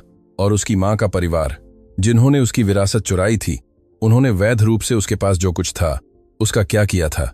ईशिता ने तीनों युवाओं की तस्वीर को फिर से देखा। उसकी मां, सुषमा और आर्यन, तीन लोग ऐसे रहस्यों से बंधे हुए थे जिन्होंने दशकों का सफर तय किया था, और अब वे रहस्य उसके हाथों में थे। ईशिता का फोन बजा, उसे चौंका दिया। यह एक अज्ञात नंबर था। उसने एक पल के लिए हिचकिचाई, लेकिन किसी चीज ने उसे जवाब देने के लिए प्रेरित किया। ईशिता शर्मा। दूसरी ओर से एक पुरुष आवाज आई। कौन बोल रहा है? मेरा नाम दीपक वर्मा है। मैं एक पत्रकार हूं। मैं आज रात द रीगल स्पाइसेस में था और मैंने जो कुछ भी हुआ वह सब देखा। मेरे पास आपके और शर्मा परिवार के बारे में कुछ सवाल हैं। ईशिता को सिहरन महसूस हुई। मेरे पास कुछ भी कहने के लिए नहीं है मिस शर्मा। मुझे लगता है कि आपके पास कहने के लिए बहुत कुछ है, क्योंकि आज रात जो हुआ वह सिर्फ हिमखंड का सिरा था, और आप एक ऐसी कहानी के केंद्र में हैं जिसकी आपने कल्पना भी नहीं की थी। ईशिता ने अपने दिल की धड़कन तेजी से महसूस करते हुए फोन को कान से सटा लिया, जबकि पत्रकार के शब्द उसके दिमाग में गूंज रहे थे। एक बड़ी कहानी का क्या मतलब है? उसने पूछा। उसकी आवाज मुश्किल से एक फुसफुसाहट थी। दीपक वर्मा ने जवाब देने से पहले एक पल के लिए रुक गया। मिस शर्मा, आज रात द रीगल स्पाइसेस में मैंने जो देखा वह सिर्फ एक अहंकारी व्यवसायी द्वारा एक बूढ़ी महिला को अपमानित करना नहीं था। यह कुछ ज्यादा सोचा समझा था, और जब मैंने जांच शुरू की तो मुझे ऐसे संबंध मिले जिनसे मुझे ठंड लग गई। मुझे समझ नहीं आता कि आप किस बारे में बात कर रहे हैं। राजेश मल्होत्रा आज रात द रीगल स्पाइसेस में संयोग से नहीं थे। वह जानते थे कि श्रीमती देवी आ रही थीं। वह जानते थे कि वह कब आएंगी, और मुझे लगता है कि जो कुछ भी हुआ, सार्वजनिक अपमान, घोटाला, सब कुछ योजनाबद्ध था। ईशिता को सिहरन महसूस हुई। उसकी रीढ़ की हड्डी में ठंडक दौड़ गई। योजनाबद्ध? कोई ऐसी चीज की योजना क्यों बनाएगा? यही मुझे पता लगाना है, और मुझे लगता है कि आपके पास पहेली के ऐसे टुकड़े हैं जो मेरे पास नहीं हैं। दीपक रुक गया। क्या हम कल मिल सकते हैं? कुछ बातें हैं जिन्हें मैं फोन पर चर्चा करना पसंद नहीं करूंगा। ईशिता ने अपनी मां का पत्र अभी भी उसके हाथ में अपने दिमाग में ताजे खुलासों को देखा। सब कुछ किसी न किसी तरह से जुड़ा हुआ था, वह महसूस कर सकती थी। कल सुबह मेरा एक महत्वपूर्ण काम है, उसने सुषमा देवी के दौरे के बारे में सोचते हुए जवाब दिया। लेकिन मैं आपसे दोपहर में मिल सकती हूं। क्या आप सेंट्रल पार्क के पास द मीटिंग पॉइंट कैफे जानते हैं? मैं जानता हूं। शाम 4 बजे। तब तक। फोन रखने के बाद ईशिता देर तक अपने बिस्तर पर बैठी रही, अपनी मां की यादों से घिरी हुई। आर्यन वर्मा की तस्वीर जमीन से उसे देख रही थी, जहां वह गिर गई थी। वह युवा चेहरा, वे आंखें जिन्हें अब वह अपनी जैसी पहचानती थी। उसका पिता, उसका असली पिता, वह अब कहां होगा? क्या वह अभी भी जीवित होगा? क्या उसने कभी उस बेटी के बारे में सोचा होगा जिसे वह कभी नहीं जानता था? उस रात नींद देर से आई, और जब आखिरकार वह आई तो वह अज्ञात चेहरों और बंगाली आवाजों से भरी हुई थी जिन्हें वह समझ नहीं पा रही थी। अगले दिन ईशिता घंटी की आवाज से जाग गई। वह चौंक कर उठी, घड़ी की ओर देखा। सुबह का आधा समय हो चुका था। वह सोती रह गई थी। वह दरवाजे की ओर भागी, अपने बालों को उंगलियों से संवारते हुए। खोलने पर उसने सुषमा देवी को गलियारे में खड़ा पाया। उनके साथ प्रिया भी थी। उस बूढ़ी महिला के हाथ में सफेद फूलों का गुलदस्ता था। अगर हम जल्दी आ गए तो माफी करना, सुषमा देवी ने धीरे से कहा। इस पल के बारे में सोचते हुए मैं सो नहीं पाई। ईशिता ने उन्हें अंदर आने के लिए आमंत्रित किया, अव्यवस्था और अपनी उपस्थिति के लिए माफी मांगते हुए, लेकिन सुषमा देवी ने इनमें से किसी पर भी ध्यान नहीं दिया। उनकी आंखें छोटे से अपार्टमेंट में एक गहरी भावना के साथ घूम रही थीं, जैसे कि हर वस्तु उन्हें एक कहानी बता रही हो। मीना यहीं रहती थी? उन्होंने बुदबुदाया। मैं उसे हर कोने में महसूस कर सकती हूं। प्रिया सब कुछ सम्मानजनक उत्सुकता के साथ देख रही थी, खामोश रहते हुए, जबकि उसकी दादी उस पल को संसाधित कर रही थी। डिब्बा मेरे कमरे में है, ईशिता ने कहा, लेकिन आपको सब कुछ दिखाने से पहले कुछ ऐसा है जो आपको जानना चाहिए, कुछ ऐसा जो मैंने कल रात खोजा। वे छोटे से कमरे में बैठ गए और कांपते हुए आवाज में ईशिता ने उन्हें पत्र के बारे में बताया, आर्यन वर्मा के बारे में, उसके जन्म के सच के बारे में। जैसे जैसे वह बोलती गई, सुषमा देवी का चेहरा आश्चर्य से पहचान में बदल गया और अंततः एक गहरी उदासी में। तो तुम्हें पता था, ईशिता, उसने निष्कर्ष निकाला। क्या तुम्हें पता था कि रमेश मेरे जैविक पिता नहीं थे? सुषमा देवी ने धीरे धीरे सिर हिलाया। मुझे पता था। मीना ने भागने से पहले मुझे बताया था, लेकिन उसने मुझसे वादा करवाया था कि मैं तुम्हें यह कभी नहीं बताऊंगी। उसने कहा था कि वह सच उसका था बताने के लिए, मेरा नहीं। और आर्यन, उसका क्या हुआ? जो सन्नाटा छा गया वह इतना भारी था कि ईशिता को लगा कि वह उसमें डूब सकती है। आर्यन वर्मा, सुषमा देवी ने धीरे धीरे शुरू किया, भारत के सबसे शक्तिशाली पुरुषों में से एक बन गया। जब उसके परिवार ने उसे दूसरी महिला से शादी करने के लिए मजबूर किया तो उसने खुद को पूरी तरह से व्यवसाय के लिए समर्पित कर दिया। उसने एक तकनीकी साम्राज्य बनाया जिसकी कीमत अब अरबों है। ईशिता के फेफड़ों से हवा निकल गई। वह जीवित है, वह जीवित है। और हालांकि उसने मजबूरी में शादी की, उसकी अपनी पत्नी से कभी बच्चे नहीं हुए। उसकी पत्नी का निधन कुछ साल पहले हो गया। आर्यन अब अकेला रहता है, दौलत से घिरा हुआ, लेकिन पूरी तरह से अकेला। क्या उसे मेरे बारे में पता है? सुषमा देवी ने सिर हिलाया। मुझे नहीं लगता। जब मीना भागी तो उसने भारत से सभी संपर्क तोड़ दिए। वह तुम्हें वर्मा परिवार से बचाना चाहती थी, जो उसके अपने परिवार से भी ज्यादा निर्दयी था। अगर उन्हें तुम्हारे अस्तित्व के बारे में पता होता तो क्या होता? क्या वे तुम्हें उससे छीनने की कोशिश करते, या इससे भी बदतर, क्या वे तुम्हें अपने सत्ता के खेलों में एक हथियार के रूप में इस्तेमाल करने की कोशिश करते? मीना ने तुम्हें खोने का जोखिम उठाने के बजाय गरीबी और गुमनामी को प्राथमिकता दी। ईशिता ने अपनी आंखें बंद कर लीं, इस सूचना के सैलाब को संसाधित कर रही थी। उसकी मां ने उसे बचाने के लिए सब कुछ, बिल्कुल सब कुछ त्याग दिया था। कुछ और है? सुषमा देवी ने जारी रखा। उसकी आवाज और गंभीर होती जा रही थी। कुछ ऐसा जो मुझे हाल ही में पता चला और जो मुझे गहराई से चिंतित करता है। क्या बात? तुम्हारी मां के परिवार, शर्मा परिवार और वर्मा परिवार के बीच एक ऐसा संबंध है जिसके बारे में मैं हाल तक नहीं जानती थी। पता चला कि सालों पहले दोनों परिवारों ने अपनी कंपनियों को विलय करने के लिए बातचीत शुरू की थी, लेकिन समझौता कभी नहीं हुआ क्योंकि आर्यन ने भाग लेने से इनकार कर दिया था। वे कहते हैं कि यह व्यावसायिक कारणों से था, लेकिन मुझे हमेशा संदेह था कि यह मीना की याददाश्त के प्रति वफादारी के कारण था। आप मुझे यह अब क्यों बता रही हैं? क्योंकि परिवारों ने अन्य देशों में बिचौलियों के माध्यम से जुड़ने का एक और तरीका खोजा। ऐसे बिचौलिए जिनमें स्थानीय व्यवसायी शामिल हैं, जिनके साथ वे व्यापार करते हैं। ईशिता का दिल थम गया।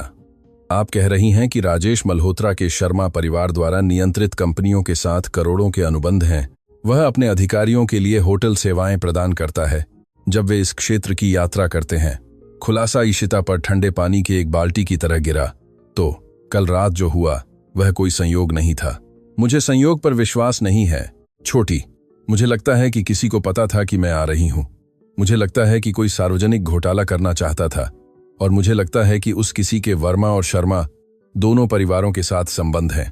प्रिया, जो खामोश रही थी, आखिरकार बोली, दादी, क्या आप कह रही हैं कि भारत में किसी ने यह सब ऑर्केस्ट्रेट किया? मैं कह रही हूं कि यह संभव है, और अगर ऐसा है तो इसका मतलब है कि वे ईशिता के बारे में जानते हैं। वे जानते हैं कि वह कौन है और वह क्या दर्शाती है। मैं क्या दर्शाती हूं? ईशिता ने भ्रमित होकर पूछा। सुषमा देवी ने उसके हाथों को लिया।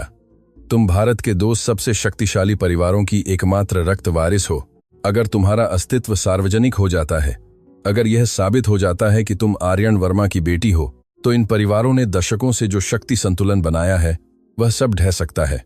लेकिन मैं इनमें से कुछ भी नहीं चाहती। मैं उन परिवारों से न तो शक्ति चाहती हूं, न पैसा, जिन्होंने मेरी मां को त्याग दिया। तुम जो चाहो वह उनके लिए मायने नहीं रखता। जो मायने रखता है वह यह है कि तुम क्या दर्शाती हो। और ऐसे लोग हैं जो यह सुनिश्चित करने के लिए कुछ भी करेंगे कि तुम कभी भी वह दावा न करो जो तुम्हारा है। घंटी फिर से बजी। तीनों महिलाओं को चौंका दिया। ईशिता सावधानी से उठी और दरवाजे के पीप होल से देखा। यह अनिल था। उसके साथ एक बूढ़ा आदमी था जिसे वह नहीं पहचानती थी। उसने दरवाजा खोला और अनिल तेजी से अंदर आया। उसकी अभिव्यक्ति गंभीर थी। मां, ईशिता, हमें समस्या है। उसने बिना किसी भूमिका के घोषणा की। यह एडवोकेट अशोक वर्मा है, अंतर्राष्ट्रीय कानून में विशेषज्ञ। मैंने आज सुबह उन्हें बुलाया जब मैंने खबर देखी। कौन सी खबर? सुषमा देवी ने सशस्त्र होकर पूछा। अनिल ने अपना फोन निकाला और स्क्रीन दिखाई। यह एक भारतीय डिजिटल अखबार का लेख था। हालांकि यह बंगाली में था। ईशिता ने शीर्षक को पूरी तरह से पढ़ा। अज्ञात अरबपति की गुप्त वारिस दक्षिण भारत में मिली। शीर्षक के नीचे एक तस्वीर थी, उसकी अपनी एक तस्वीर, जो स्पष्ट रूप से पिछली रात द रीगल स्पाइसेस में ली गई थी, जब वह सुषमा देवी से बंगाली में बात कर रही थी। यह कैसे संभव है? ईशिता ने महसूस किया कि उसके पैर जवाब दे रहे हैं। वे कैसे जानते हैं कि मैं कौन हूं? एडवोकेट अशोक वर्मा ने पहली बार बात की। उनकी आवाज गंभीर थी लेकिन पेशेवर थी। मिस शर्मा, किसी ने भारतीय प्रेस को जानकारी लीक की। लेख में उल्लेख है कि आप आर्यन वर्मा की बेटी हैं और शर्मा परिवार आपको बहु करोड़पति विरासत का दावा करने के लिए समर्थन दे रहा है। लेकिन यह सच नहीं है। ईशिता चिल्लाई। मुझे तो कल रात ही पता चला कि मेरे पिता कौन है। मैं कुछ भी दावा नहीं कर रही हूं। सत्य मायने नहीं रखता जब कहानी पहले ही स्थापित हो चुकी हो। वकील ने जारी रखा। जो मायने रखता है वह यह है कि अब आप बहुत शक्तिशाली लोगों के रडार पर हैं और भारत में मेरे संपर्कों के अनुसार वर्मा परिवार पहले ही कदम उठा रहा है। किस तरह के कदम? आर्यन वर्मा ने आज सुबह एक निजी उड़ान भरी। वह यहां आ रहे हैं। कमरे में जो सन्नाटा छा गया वह पूर्ण था। ईशिता को लगा कि दुनिया बहुत तेजी से घूम रही है, कि सब कुछ नियंत्रण से बाहर हो गया है। उसके पिता, तस्वीर वाला आदमी, वह आदमी जिसे उसकी मां ने प्यार किया था और खो दिया था, वह उसे ढूंढने आ रहा था। क्या वह मुझे रोकने आ रहा है? उसने कांपते हुए आवाज में पूछा। मुझे चुप कराने? सुषमा देवी ने अपने बेटे के साथ नजरें बदलीं, फिर जवाब दिया। मुझे नहीं पता छोटी। आर्यन हमेशा एक जटिल व्यक्ति था। उसने तुम्हारी मां से गहरा प्यार किया था, लेकिन वह अपने परिवार की उम्मीदों का भी बंदी था। मुझे नहीं पता कि इतने सालों बाद वह किस तरह का आदमी बन गया है। ईशिता का फोन बजा। यह दीपक वर्मा था। मिस शर्मा, क्या आपने खबर देखी है? मैंने अभी देखी। तो क्या आप समझती हैं कि हमें तुरंत बात करने की जरूरत क्यों है? आज दोपहर नहीं, अभी। कुछ बातें हैं जो आपको बहुत देर होने से पहले जाननी चाहिए। क्या बातें? मेरे पास दस्तावेज हैं, दस्तावेज जो साबित करते हैं कि कल रात जो हुआ वह एक विस्तृत जाल था, और मेरे पास उस व्यक्ति का नाम है जिसने इसे व्यवस्थित किया। कौन? दीपक के जवाब ने ईशिता की दुनिया को पूरी तरह से रोक दिया। मीना देवी की भतीजी, उसकी चचेरी बहन, वर्तमान में शर्मा परिवार के निगम के अंतर्राष्ट्रीय संचालन की निदेशक शिखा देवी। ईशिता को वह नाम कभी कभार सुना हुआ याद आया। उसकी मां ने सपनों में उसका जिक्र किया था, एक छोटी लड़की के बारे में उदासी से बुदबुदाते हुए, जो हमेशा उसके पीछे पीछे चलती थी। शिखा का एक बहुत खास एजेंडा है, दीपक ने जारी रखा। और मिस शर्मा, आप उसके सीधे केंद्र में हैं। आपको सच जानने की जरूरत है इससे पहले कि आपके पिता आए, क्योंकि वह आपको जो बताने वाले हैं वह सब कुछ बदल देगा। कॉल कट गई। ईशिता को फोन कांपते हाथों में पकड़े हुए छोड़ दिया। सुषमा देवी पास आईं और उसे गले लगा लिया। एक मात्रवत इशारा, जिसे ईशिता ने सालों से महसूस नहीं किया था। जो कुछ भी आएगा, तुम अकेली नहीं होगी। मैंने तुम्हारी मां से दशकों पहले यह वादा किया था, और मैं तुम्हें अब यह वादा करती हूं। लेकिन जैसे ही ईशिता उस आलिंगन से चिपकी रही, वह इस भावना को दूर नहीं कर सकी कि वह सब कुछ जो वह जानती थी ढहने वाला था। उसके पिता आ रहे थे। उसकी चचेरी बहन ने उसे जानने से पहले ही धोखा दिया था, और कहीं कोई ऐसा खेल खेल रहा था जिसे वह मुश्किल से समझना शुरू कर रही थी। उसकी मां के यादों का डिब्बा मेज पर खुला पड़ा था। आर्यन की तस्वीर सभी को दिखाई दे रही थी। एक पुरानी तस्वीर में 3 मुस्कुराते हुए लोग, यह नहीं जानते हुए कि दशकों बाद उनके रहस्य एक तूफान को जन्म देंगे जो महासागरों को पार करेगा। ईशिता ने तस्वीर उठाई और उसे एक बार फिर देखा। आर्यन का युवा चेहरा, आशा से भरा, अपनी मां के लिए प्यार से भरा। उस आदमी का अब क्या बचा था? कुछ ही घंटों में उसे पता चल जाएगा, और कुछ उसे बता रहा था कि कुछ भी पहले जैसा नहीं रहेगा। अगले कुछ घंटे ईशिता की जिंदगी के सबसे लंबे घंटे थे। हर मिनट ऐसे खिंच रहा था जैसे कि समय खुद सांस रोके हुए हो, उस अपरिहार्य मुलाकात का इंतजार कर रहा हो। एडवोकेट अशोक वर्मा ने सुझाव दिया था कि वे एक तटस्थ स्थान पर मिलें, ईशिता के छोटे से अपार्टमेंट से दूर, और किसी भी ऐसे होटल से दूर जहां आर्यन को फायदा हो सकता था। कई कॉलों के बाद वे विदेश व्यापार भवन के कार्यालयों में मिलने के लिए सहमत हुए, एक सरकारी इमारत जहां दोनों पक्षों के पास निष्पक्ष गवाह होंगे। लेकिन उस बैठक से पहले ईशिता की एक ऐसी मुलाकात थी जिसे वह स्थगित नहीं कर सकती थी। द मीटिंग पॉइंट कैफे लगभग खाली था जब वह पहुंची। दीपक वर्मा एक कोने की मेज पर उसका इंतजार कर रहा था। उसके सामने एक मोटी फाइल थी, और ऐसे भाव थे जैसे वह कई दिनों से सोया न हो। आने के लिए धन्यवाद। पत्रकार उसे प्राप्त करने के लिए खड़ा हो गया। मुझे पता है कि आपके पास बहुत कम समय है, इसलिए मैं सीधे मुद्दे पर आता हूं। ईशिता बैठी, यह देखते हुए कि दीपक लगातार दरवाजे की ओर देख रहा था, जैसे कि वह उम्मीद कर रहा था कि कोई उन्हें किसी भी पल बाधित करेगा। मैं महीनों से स्थानीय व्यवसायियों और एशियाई निगमों के बीच संबंधों की जांच कर रहा हूं। दीपक ने फाइल खोलते हुए शुरू किया। यह सब कर चोरी की जांच के रूप में शुरू हुआ था, लेकिन मुझे जो मिला वह कहीं ज्यादा गहरा था। उसने कई दस्तावेज निकाले और उन्हें मेज पर फैला दिया। वे मुद्रित ईमेल थे, बैंक हस्तांतरण के रिकॉर्ड, दूरी से ली गई तस्वीरें। राजेश मल्होत्रा को केमैन आइलैंड्स में एक खाते से नियमित भुगतान मिल रहा है। वह खाता शर्मा परिवार के निगम की एक सहायक कंपनी से जुड़ा हुआ है। ईशिता ने दस्तावेजों का अध्ययन किया। हालांकि वित्तीय अनुभवहीन व्यक्ति के लिए संख्याएं और बैंक कोड समझना मुश्किल था। शर्मा परिवार मल्होत्रा को भुगतान क्यों करेगा? बिल्कुल यही मेरा सवाल था। तो मैंने पैसे का पता लगाया और मुझे कुछ दिलचस्प मिला। दीपक ने एक और शीट निकाली। कुछ महीने पहले शिखा देवी ने इस देश का दौरा किया था। आधिकारिक तौर पर यह होटल निवेश के अवसरों का पता लगाने के लिए एक व्यापारिक यात्रा थी, लेकिन उस यात्रा के दौरान वह मल्होत्रा से 3 बार निजी तौर पर मिली। आपको यह कैसे पता? मेरे पास हवाई अड्डे और शहर के कई होटलों में संपर्क हैं।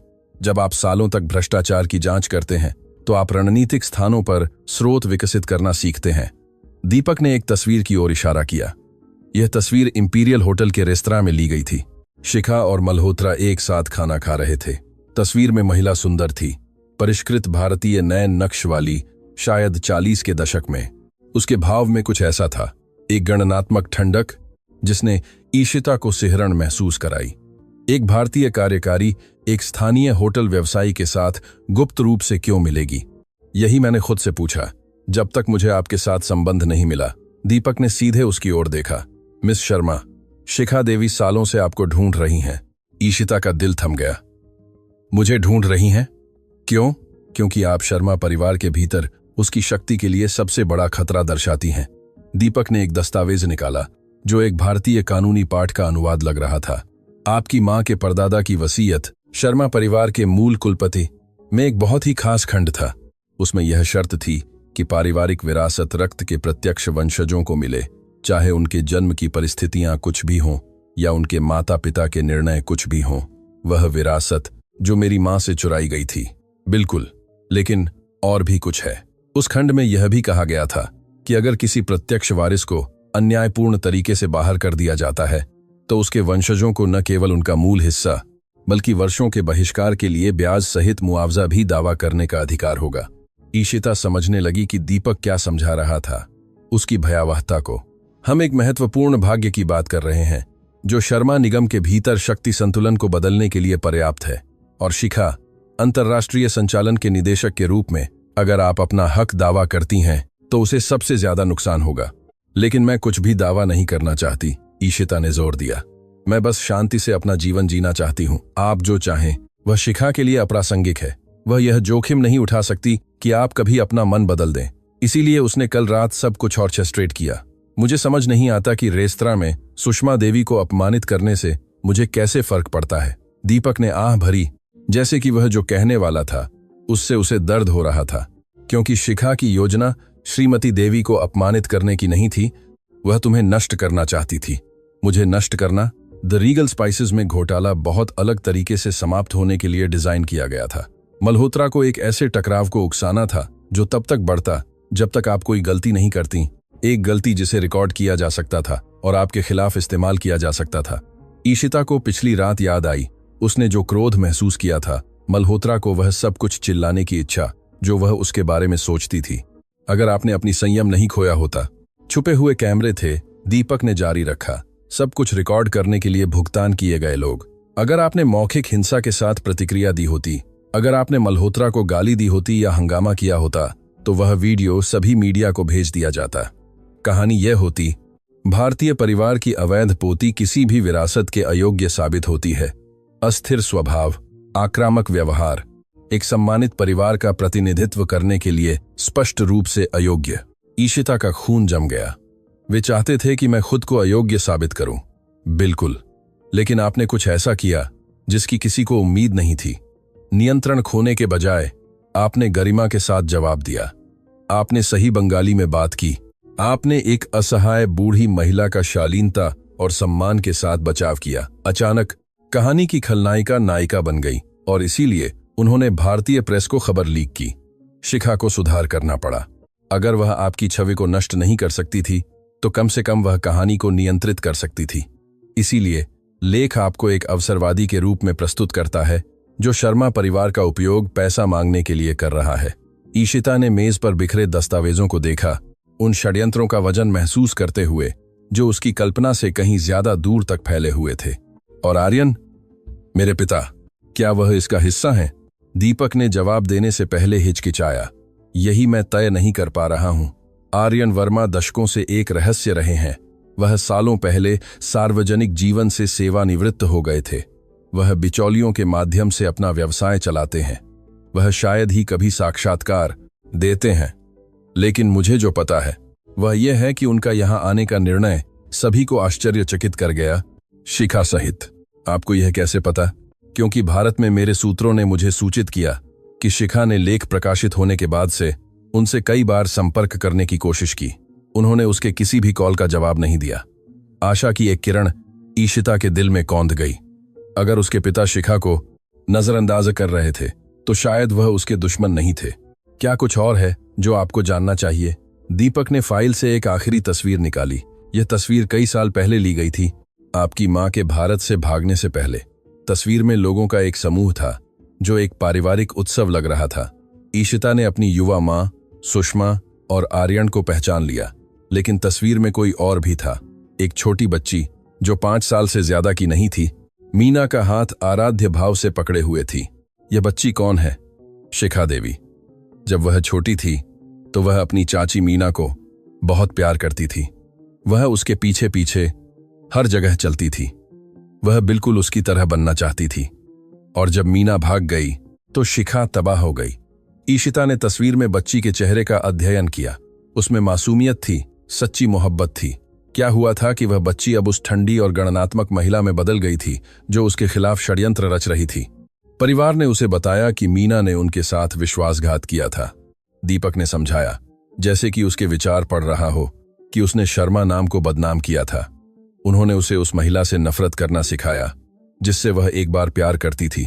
और जब शिखा बड़ी हुई और निगम के भीतर सत्ता संभाली तो उसने कसम खाई कि मीना का कोई भी वंशज कभी भी वह प्राप्त नहीं करेगा जिसे वह अपना अधिकार मानती थी। वह जुनूनी है, वह घायल है, और सत्ता प्राप्त करने वाले घायल लोग सबसे खतरनाक होते हैं। ईशिता का फोन बजा। यह अनिल था। ईशिता, वह आ गए हैं। मेरे पिता ने अभी मुझे सूचित किया है कि आर्यन वर्मा 1 घंटे पहले उतरे हैं। वह आपसे 2 घंटे में वाणिज्य दूतावास में मिलना चाहते हैं। क्या आप तैयार हैं? वह तैयार थी। कोई अपने उस पिता से मिलने के लिए कैसे तैयार हो सकता है जिसके बारे में उसे कभी पता ही नहीं चला था। मैं वहां रहूंगी, उसने जवाब दिया। फोन रखने के बाद उसने दीपक की ओर देखा। क्या मैं ये दस्तावेज रख सकती हूं?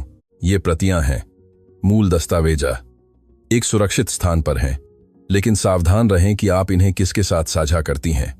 ऐसे लोग हैं जो इस जानकारी को गुप्त रखने के लिए जान भी ले लेंगे। ईशिता ने दस्तावेजा अपने पर्स में रखे और जाने के लिए खड़ी हो गई, लेकिन इससे पहले कि वह दूर जाती, दीपक ने उसे एक आखिरी सवाल के साथ रोक दिया। मिस शर्मा, जब आप अपने पिता से मिलें तो एक महत्वपूर्ण बात याद रखें।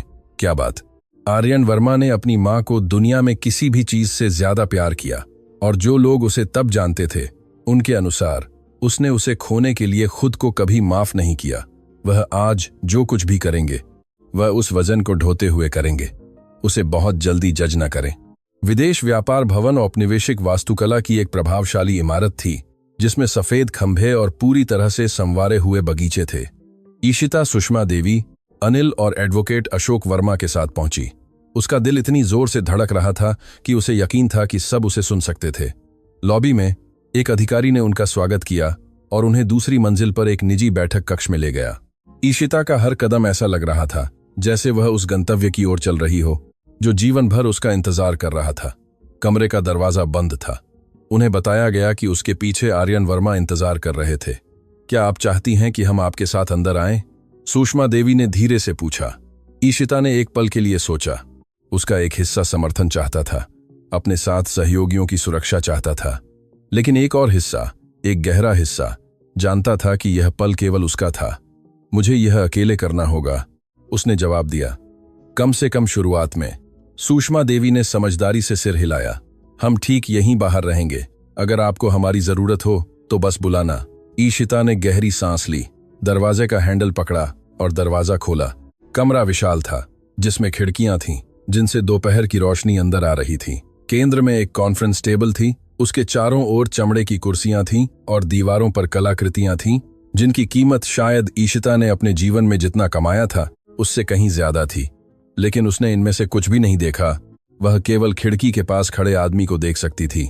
आर्यन वर्मा ने दरवाजा खुलने की आवाज सुनकर धीरे धीरे घूमा।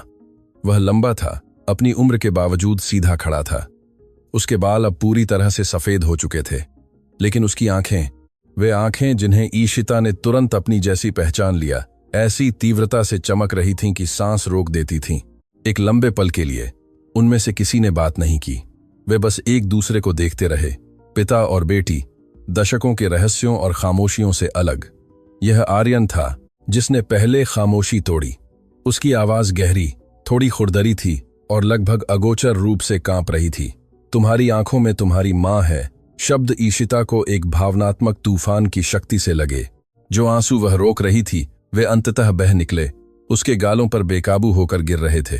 क्यों? वह बस इतना ही कह पाई। आपने उसे कभी क्यों नहीं ढूंढा? आर्यन ने एक पल के लिए आंखें बंद कर लीं और जब उसने उन्हें खोला तो उनमें भी आंसू थे। मैंने कोशिश की, उसकी आवाज टूट गई। सालों तक मैंने कोशिश की, लेकिन मेरा परिवार, उन्होंने यह सुनिश्चित किया कि मैं उसे कभी ढूंढ न सकूं। उन्होंने मेरे पत्रों को रोका, मेरी जांच को तोड़-फोड़ किया, मुझे धमकाया कि अगर मैं उसे ढूंढता रहा तो वे सब कुछ नष्ट कर देंगे जिससे मुझे प्यार था। और आपने हार मान ली। आर्यन के चेहरे पर दर्द इतना गहरा था कि ईशिता उसे शारीरिक रूप से महसूस कर सकती थी। मैंने हार मान ली क्योंकि मुझे लगा कि यह उसके लिए सबसे अच्छा है। मेरा परिवार निर्दयी था ईशिता। अगर उन्होंने उसे मुझसे पहले ढूंढ लिया होता तो वे उसे नुकसान पहुंचाते। मुझे लगा कि दूर रहकर मैं उसकी रक्षा कर रहा था। वह गरीबी में रहती थी। ईशिता अपने शब्दों को कड़वाहट से निकलने से नहीं रोक पाई। वह इतनी मेहनत करती थी कि बीमार पड़ गई। वह मर गई जबकि उसके परिवार में से कोई भी, उसके किसी भी परिवार में से कोई भी उसकी मदद करने के लिए नहीं था। आर्यन एक कुर्सी पर बैठ गया, जैसे कि उसके पैर अब उसे सहारा नहीं दे सकते थे। मैं जानता हूं और मैं उस अपराध बोध के साथ जीऊंगा जब तक मैं मर नहीं जाता। ईशिता खड़ी रही, इस आदमी को देखते हुए जो उसका पिता था और साथ ही एक पूर्ण अजनबी भी। आप अब क्यों आए? आर्यन ने ऊपर देखा और उसकी आंखों में कुछ ऐसा था जिसकी ईशिता को उम्मीद नहीं थी। भयंकर दृढ़ संकल्प। क्योंकि जब मैंने खबर में तुम्हारी तस्वीर देखी, जब मुझे पता चला कि तुम अस्तित्व में हो, तो सब कुछ बदल गया। मेरा पूरा जीवन मेरे परिवार का बंदी रहा है, उनकी उम्मीदों का, उनकी धमकियों का। लेकिन तुम, ईशिता, तुम मेरे लिए सही करने का मेरा मौका हो, मोक्ष का मेरा आखिरी मौका। आपका क्या मतलब है? आर्यन धीरे धीरे खड़ा हुआ और उसकी ओर चला। वह कुछ कदम दूर रुका, उसके स्थान का सम्मान करते हुए, लेकिन इतना करीब था कि वह उसकी आंखों में ईमानदारी देख सके।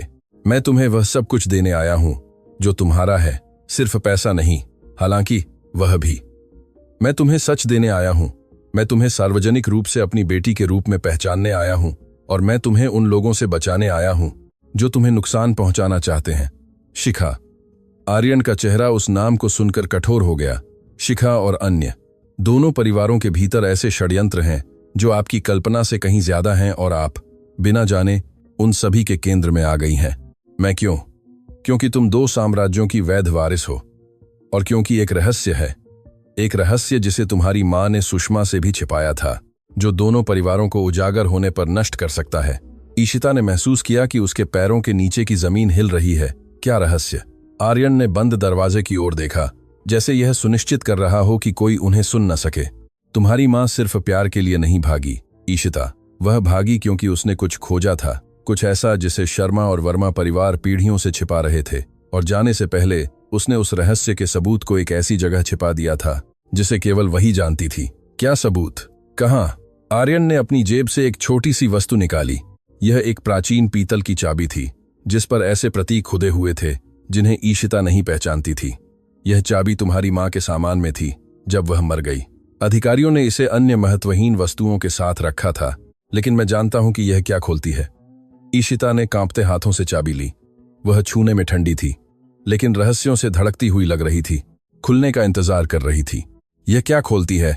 भारतीय शाही बैंक में एक सुरक्षा जमा पेटी, एक पेटी जिसे तुम्हारी मां ने भागने से पहले खोला था, और उस पेटी के अंदर वह सच है जिसे 2 परिवार बचाने के लिए मारने को तैयार रहे हैं। चाबी ईशिता के हाथ में भारी लग रही थी, जैसे उसमें पिछली पीढ़ियों का सारा वजन समाया हो। यह एक छोटी सी वस्तु थी, दिखने में महत्वहीन, लेकिन यह दशकों के रहस्यों, झूठ और दर्द का प्रतिनिधित्व करती थी। यह चाबी आपको कैसे मिली? ईशिता ने पूछा। उसकी आवाज मुश्किल से सुनाई दे रही थी। आपने कहा कि यह मेरी मां के सामान में थी जब वह मर गई, लेकिन आपको मेरे बारे में हाल तक पता नहीं चला। आर्यन ने सिर हिलाया, वैध प्रश्न को स्वीकार करते हुए। वह सम्मेलन कक्ष की एक कुर्सी पर बैठ गया, जैसे कि उसे जारी रखने से पहले किसी ठोस चीज से खुद को स्थिर करने की जरूरत थी। जब मैंने खबर में तुम्हारी तस्वीर देखी, जब मुझे पता चला कि तुम अस्तित्व में हो, तो मैंने मीना का कोई भी निशान खोजने के लिए अपने सभी संसाधनों का उपयोग किया। उसने समझाया। मैंने निजी जासूसों को काम पर रखा, अधिकारियों से संपर्क किया, उन रिकॉर्डों की समीक्षा की जो सालों से बंद थे। मुझे पता चला कि जब तुम्हारी मां का निधन हुआ तो उसके सामान को स्थानीय अधिकारियों ने सूचीबद्ध किया था। ज्यादातर तुम्हें सौंप दिए गए थे, लेकिन कुछ वस्तुएं जिन्हें बेकार माना गया था एक सरकारी गोदाम में रह गईं। चाबी वहीं थी, अन्य छोटी छोटी चीजों के साथ एक टूटा हुआ ब्रोच, कुछ विदेशी सिक्के, ऐसे कागज जो महत्वहीन लगते थे। अधिकारियों को नहीं पता था कि उनके साथ क्या करें, इसलिए उन्होंने उन्हें बस रख दिया। आर्यन ने अपनी जेब से एक रूमाल निकाला और अपनी आंखें पोंछीं। जब मेरे जांचकर्ताओं को वह सूची मिली तो मैंने चाबी के विवरण को तुरंत पहचान लिया। यह भारतीय शाही बैंक की एक सुरक्षा चाबी है, वह बैंक जिसका उपयोग मेरे परिवार और शर्मा परिवार ने पीढ़ियों से किया है।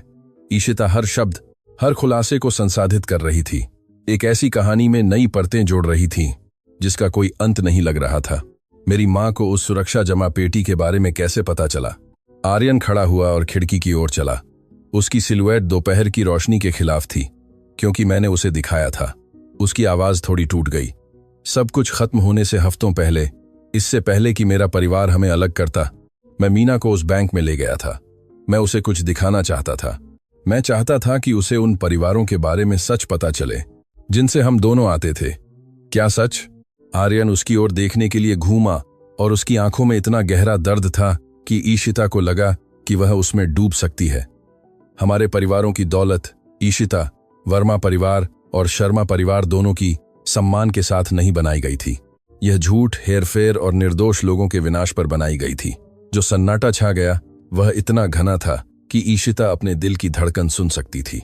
पीढ़ियों पहले, आर्यन ने जारी रखा, हमारे पूर्वजों ने एक व्यापारिक साम्राज्य बनाने के लिए साझेदारी की थी, लेकिन उन्होंने अपनी प्रारंभिक पूंजी जिस तरह से प्राप्त की वह पूरे परिवारों को बेदखल करके था।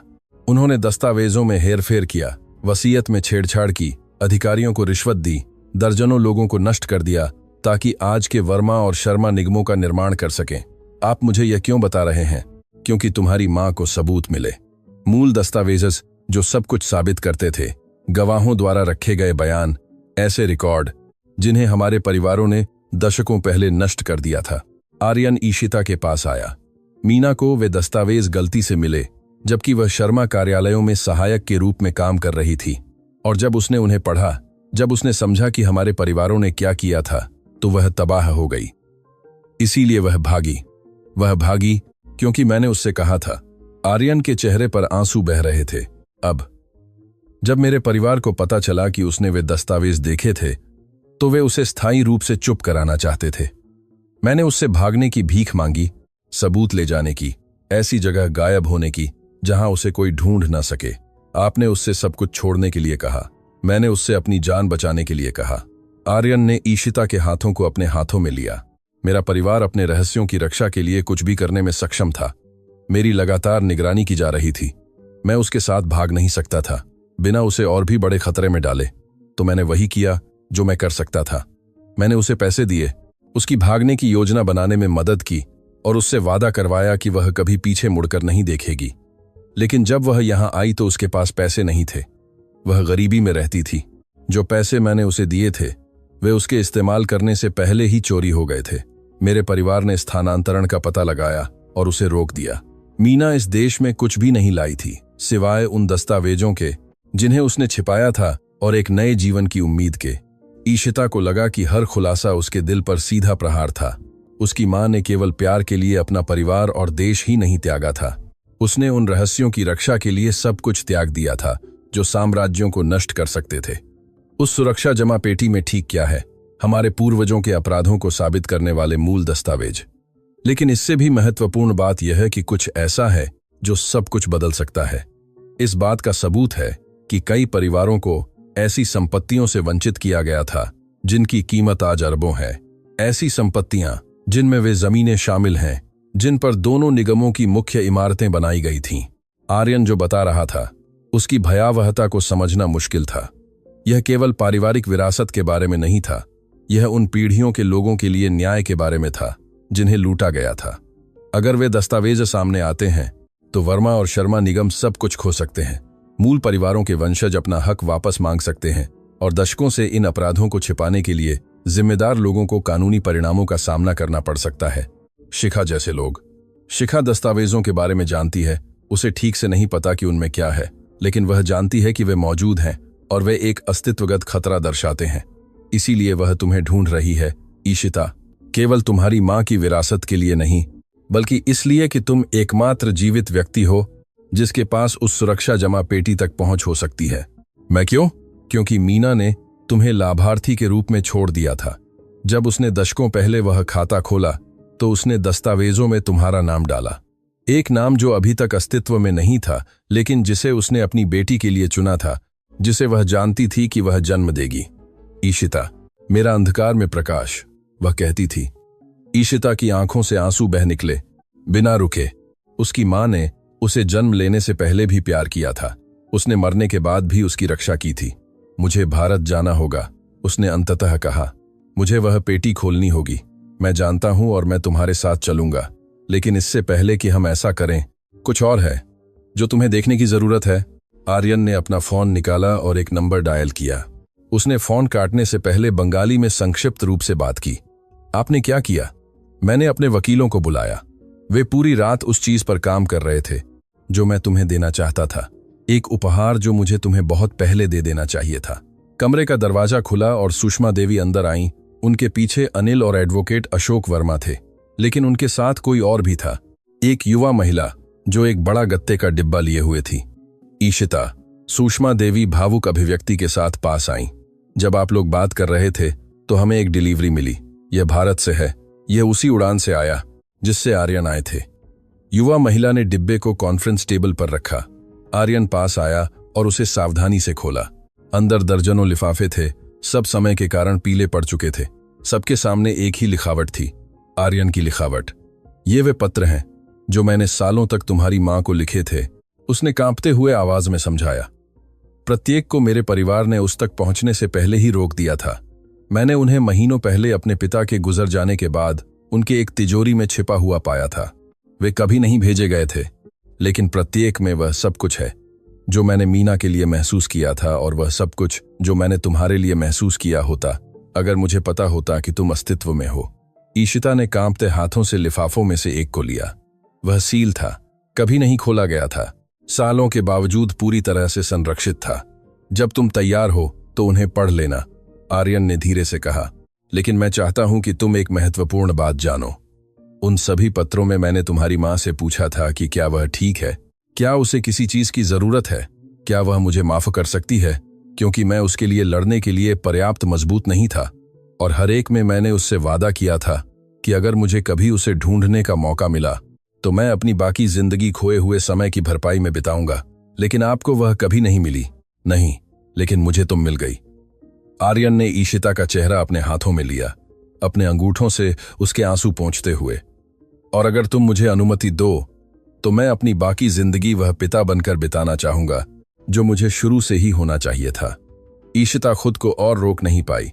वह आर्यन की बाहों में कूद गई, एक बच्ची की तरह उसके सीने से लिपट कर रो रही थी, जिसे कभी मौका नहीं मिला। और उसने उसे दशकों के अनकहे प्यार, पछतावे और अंततः मिली आशा की शक्ति से गले लगाया। कमरे में बाकी लोग खामोशी से देख रहे थे, कई अपनी आंखों में आंसू लिए हुए थे। सुषमा देवी अनिल के सहारे खड़ी थीं, अपनी सहेली मीना और उसने जो कुछ भी त्याग किया था उसे याद करते हुए। एडवोकेट अशोक वर्मा चुपचाप एक रूमाल से अपनी आंखें पोंछ रहे थे। जब वे अंततः अलग हुए तो ईशिता की आंखों में एक भयंकर दृढ़ संकल्प था। मैं कब्रिस्तान जाना चाहती हूं, उसने कहा। मैं अपने पिता को अपनी मां से मिलवाना चाहती हूं। उस दोपहर कब्रिस्तान शांत था। सूरज ढलना शुरू हो गया था, आसमान को सुनहरे और गुलाबी रंगों में रंग रहा था। ईशिता उस पत्थर के रास्ते पर चल रही थी जिसे वह कंठस्थ जानती थी। आर्यन को मीना की कब्र की ओर ले जा रही थी। यह एक साधारण कब्र थी, बिना किसी अलंकृत सजावट के, केवल उसकी मां का नाम और वे तारीखें जिन्होंने इस दुनिया में उसके समय को चिह्नित किया था। ईशिता हर हफ्ते यहां आती थी, कभी कभी बस चुपचाप बैठने के लिए, कभी कभी अपनी मां को अपनी जिंदगी के बारे में बताने के लिए। लेकिन आज अलग था। आज वह अकेली नहीं आई थी। आर्यन कब्र के सामने रुक गया। उसका पूरा शरीर कांप रहा था। वह लॉन पर घुटनों के बल गिर पड़ा। उसे अपने महंगे सूट की परवाह नहीं थी और उसने लगभग पवित्र श्रद्धा से कब्र को छुआ। मीना, उसने फुसफुसाया और उसका नाम एक प्रार्थना की तरह लग रहा था। आखिरकार मुझे तुम मिल गई। आर्यन के बात करते हुए ठंडी पत्थर पर आंसू गिर रहे थे। उसके शब्द उन सिसकियों के साथ मिल रहे थे जो उसकी आत्मा की गहराइयों से आ रही थीं। मुझे माफ करना कि मैं और बहादुर नहीं था। मुझे माफ करना कि मैंने तुम्हें जाने दिया। मुझे हर उस दिन के लिए माफ करना जो तुमने अकेले संघर्ष करते हुए बिताया, जब मुझे तुम्हारे साथ होना चाहिए था। ईशिता उसके बगल में घुटनों के बल बैठ गई, उसका हाथ पकड़ते हुए। लेकिन मैं चाहता हूं कि तुम जानो कि मुझे वह मिल गई है मीना। मुझे हमारी बेटी मिल गई है और वह सब कुछ है जो मैंने हमेशा सोचा था कि वह होगी। मजबूत, बहादुर, अंदर और बाहर से सुंदर। वह मुझे इतनी याद दिलाती है कि कभी कभी उसे देखना मुझे दुख देता है। हवा धीरे से बही, पास के पेड़ों की पत्तियों को हिलाते हुए। ईशिता कसम खा सकती थी कि यह उसकी मां थी। अंततः शांति से सुन रही थी। मैं उसकी देखभाल करूंगा, आर्यन ने वादा किया। मैं उसे वह सब कुछ दूंगा जो तुम उसे नहीं दे पाई, और मैं यह सुनिश्चित करूंगा कि दुनिया जाने कि तुम वास्तव में कौन थीं। एक अपमान नहीं, एक गद्दार नहीं, बल्कि वह सबसे बहादुर महिला जिसे मैंने कभी जाना। वह महिला जिसने सच की रक्षा के लिए सब कुछ त्याग दिया। वे देर तक वहां रहे, पिता और बेटी उस महिला की कब्र के सामने एकजुट, जिसने उन्हें जोड़ा था। उन्हें शब्दों की जरूरत नहीं थी। खामोशी ने वह सब कह दिया जो शब्द व्यक्त नहीं कर सकते थे। जब वे अंततः उठे तो सूरज लगभग पूरी तरह से अस्त हो चुका था। आसमान में पहले तारे दिखाई देने लगे थे। धन्यवाद ईशिता, उसने धीरे से कहा, यहां आने के लिए, उसे जानने की इच्छा के लिए। भले ही ऐसे, मुझे सालों पहले आना चाहिए था। मुझे उसे ढूंढने के लिए आकाश पाताल एक कर देना चाहिए था। आर्यन ने एक आखिरी बार कब्र की ओर देखा। लेकिन मैं अतीत को नहीं बदल सकता। मैं केवल अब सही करके उसकी याददाश्त का सम्मान कर सकता हूं। आर्यन का फोन बजा, पल की अंतरंगता को तोड़ते हुए। उसने संक्षिप्त रूप से जवाब दिया और उसकी अभिव्यक्ति उदासी से घबराहट में बदल गई। क्या हुआ? ईशिता ने पूछा। यह अनिल था। शिखा अभी शहर पहुंची है और वह अकेली नहीं आई है। जिस होटल में आर्यन ठहरे हुए थे वहां सुरक्षा वाहनों से घिरा हुआ था। जब वे पहुंचे, काले सूट वाले आदमी प्रवेश द्वारों पर गश्त कर रहे थे और माहौल तनावपूर्ण था, जैसे एक तीरंदाजी का धनुष जो छूटने वाला हो। लॉबी में उनका इंतजार कर रही शिखा देवी खुद थी। वह तस्वीरों से ज्यादा प्रभावशाली थी। लंबी, सुंदर, एक ऐसा चेहरा जो सुंदर हो सकता था अगर उसकी आंखों में पूर्ण ठंडक न होती। उसके बगल में दो आदमी थे जो स्पष्ट रूप से वकील थे। उनके पास ऐसे ब्रीफकेस थे जिनमें शायद कानूनी धमकियां थीं। अंकल आर्यन, शिखा ने पहले बात की। उसकी आवाज शहद में छिपे जहर की तरह मीठी थी। आपको यहां देखकर क्या आश्चर्य हुआ, और आपकी पुरानी प्रेमिका की अवैध बेटी के साथ। अपने शब्दों का ध्यान रखो शिखा, आर्यन ने चेतावनी दी। उसकी आवाज स्टील में बदल गई थी। या क्या आप एक ढोंगी का बचाव करने वाली हैं जो कहीं से भी प्रकट हुई है और हमारे परिवार के साथ संबंध का दावा कर रही है? शिखा ईशिता की ओर मुड़ी, उसे तिरस्कार से देखते हुए। देखो तो इसे, एक साधारण वेट्रेस जो सोचती है कि वह ऐसा भाग्य विरासत में पा सकती है जो उसका नहीं है। ईशिता ने अपने सीने में गुस्सा बढ़ता हुआ महसूस किया, लेकिन उसे पत्र में अपनी मां के शब्द याद आए। असली मूल्य चिल्लाने से नहीं, बल्कि गरिमा से साबित होता है। मैं कुछ भी दावा करने नहीं आई हूं जो मेरा नहीं है, उसने दृढ़ आवाज में जवाब दिया। मैं सिर्फ अपने परिवार के बारे में सच जानने आई हूं। तुम्हारा परिवार, शिखा। उसने एक तिरस्कारपूर्ण हंसी छोड़ी। तुम्हारी मां एक शर्मनाक बात थी, जो एक ऐसे आदमी से गर्भवती होकर भाग गई जिसने उससे शादी भी नहीं की थी। यहां तुम्हारा कोई परिवार नहीं है। बस करो। आर्यन एक कदम आगे बढ़ा। ईशिता मेरी बेटी है। मेरे पास डीएनए सबूत हैं जो इसकी पुष्टि करते हैं, और मेरा इरादा उसे कानूनी रूप से पहचानने का है। शिखा के चेहरे से रंग उड़ गया। तुम ऐसा नहीं करोगे। मैंने कर दिया है। दस्तावेज आज सुबह भारत में प्रस्तुत किए गए थे। जब तक वहां सुबह होगी, ईशिता शर्मा आधिकारिक तौर पर ईशिता वर्मा होगी। शिखा गुस्से से कांप रही थी, मुश्किल से खुद को नियंत्रित कर रही थी। यह ऐसे नहीं चलेगा। परिवार कभी इसकी अनुमति नहीं देगा। परिवारों के पास कोई विकल्प नहीं है। आर्यन ने अपनी जेब से एक लिफाफा निकाला, और अगर वे हस्तक्षेप करने की कोशिश करते हैं तो मैं यह सुनिश्चित करूंगा कि मीना ने जो दस्तावेज रखे थे वे दुनिया के हर महत्वपूर्ण अखबार तक पहुंचे। जो सन्नाटा छा गया वह बिजली का था। शिखा लिफाफे को ऐसे देख रही थी जैसे वह काटने वाला सांप हो। आपके पास वे दस्तावेज नहीं हैं। कोई नहीं जानता कि वे कहां हैं। मैं ठीक से जानती हूं कि वे कहां हैं, ईशिता बोली, अपनी आवाज की दृढ़ता से खुद को भी आश्चर्यचकित करते हुए। और मैं उन्हें वापस लेने जा रही हूं। शिखा ने उसे शुद्ध घृणा से देखा, लेकिन उस घृणा के पीछे कुछ और भी था। डर, किसी ऐसे व्यक्ति का डर जो देखता है कि उसकी दुनिया ढहने वाली है। आप नहीं जानती हैं कि आप किसके साथ पंगा ले रही हैं। लड़की, मैं उन लोगों के साथ पंगा ले रही हूं जिन्होंने मेरी मां को नष्ट किया, जिन्होंने उसकी विरासत चुराई, जिन्होंने उसे गरीबी में रहने के लिए मजबूर किया, जबकि आप झूठ पर बनी दौलत का आनंद ले रहे थे। ईशिता ने शिखा की ओर एक कदम बढ़ाया, बिना डरे। लेकिन मुझे अब डर नहीं है, और जब मैं वह सुरक्षा जमा पेटी खोलूंगी तो पूरी दुनिया को पता चलेगा कि आप किस तरह के लोग हैं। शिखा तब तक करीब आई जब तक उनके चेहरे इंचों की दूरी पर नहीं थे। अगर तुम भारत जाती हो, अगर तुम उस पेटी को खोलने की कोशिश करती हो, तो मैं तुम्हें नष्ट कर दूंगी। मैं वह सब कुछ नष्ट कर दूंगी जिससे तुम्हें प्यार है। तुम्हारा कुछ नहीं बचेगा। आपने उस रेस्तरां में एक बार पहले ही कोशिश की थी। ईशिता 1 मिलीमीटर भी पीछे नहीं हटी, और तुम विफल रही क्योंकि तुमने एक साधारण वेट्रेस को कम आंका जो बंगाली बोलती है। एक पल के लिए समय रुक गया। 2 महिलाएं जो पीढ़ियों के संघर्ष, अन्याय और दबे हुए रहस्यों का प्रतिनिधित्व करती थीं। अंततः शिखा पीछे हट गई। उसकी मुस्कान बर्फ की तरह ठंडी थी। तो हम मुंबई में मिलेंगे, चचेरी बहन। और जब सब कुछ खत्म हो जाएगा तो तुम चाहोगी कि तुम पैदा ही न हुई होती। वह मुड़ी और होटल से बाहर निकल गई। उसके वकील ओबीडियंट शैडोज की तरह उसके पीछे चल रहे थे। आर्यन ने ईशिता के कंधे पर हाथ रखा। क्या तुम ठीक हो? मैं तैयार हूं, उसने जवाब दिया। उसकी नजर उस दरवाजे पर टिकी थी जहां से शिखा गायब हो गई थी। उड़ानें बुक करो, हमें मुंबई जाना है। उसे यह नहीं पता था कि उसी पल पास के एक होटल के कमरे में राजेश मल्होत्रा को शिखा से बहुत खसास निर्देश मिल रहे थे। ऐसे निर्देश जिनमें यह सुनिश्चित करना शामिल था कि ईशिता शर्मा कभी मुंबई तक जीवित न पहुंचे। वह सुबह हवाई अड्डा असामान्य रूप से शांत था। ईशिता आर्यन, सुषमा देवी और अनिल के साथ निजी बोर्डिंग गेट की ओर चल रही थी। उसके कदम पॉलिश किए गए फर्श पर गूंज रहे थे। उसके पर्स में वह चाबी थी जिसे उसकी मां ने दशकों तक संभाल कर रखा था, और उसके दिल में मीना ने जो शुरू किया था उसे पूरा करने का दृढ़ संकल्प था। लेकिन किस्मत के कुछ और ही इरादे थे। वहीं रुकिए, एक सुरक्षा अधिकारी की आवाज ने समूह को रोक दिया। ईशिता शर्मा को हमारे साथ चलना होगा। उनके खिलाफ एक औपचारिक शिकायत है। आर्यन तुरंत बीच में आ गया। क्या शिकायत? आप किस बारे में बात कर रहे हैं? धोखाधड़ी और पहचान की चोरी। अधिकारी ने कुछ दस्तावेजा दिखाए। मिस्टर राजेश मल्होत्रा द्वारा 1 घंटे पहले दायर की गई। ईशिता का दिल डूब गया। शिखा की चेतावनी उसके दिमाग में गूंज रही थी। मैं वह सब कुछ नष्ट कर दूंगी जिससे तुम्हें प्यार है। यह बेतुका है। अनिल ने अपना फोन निकाला। मैं अपने वकीलों को बुलाऊंगा। आप जिसे चाहें बुला सकते हैं, लेकिन मिस शर्मा देश से बाहर नहीं जा सकती जब तक स्थिति स्पष्ट न हो जाए। एक पल के लिए ईशिता को लगा कि सब कुछ खो गया है।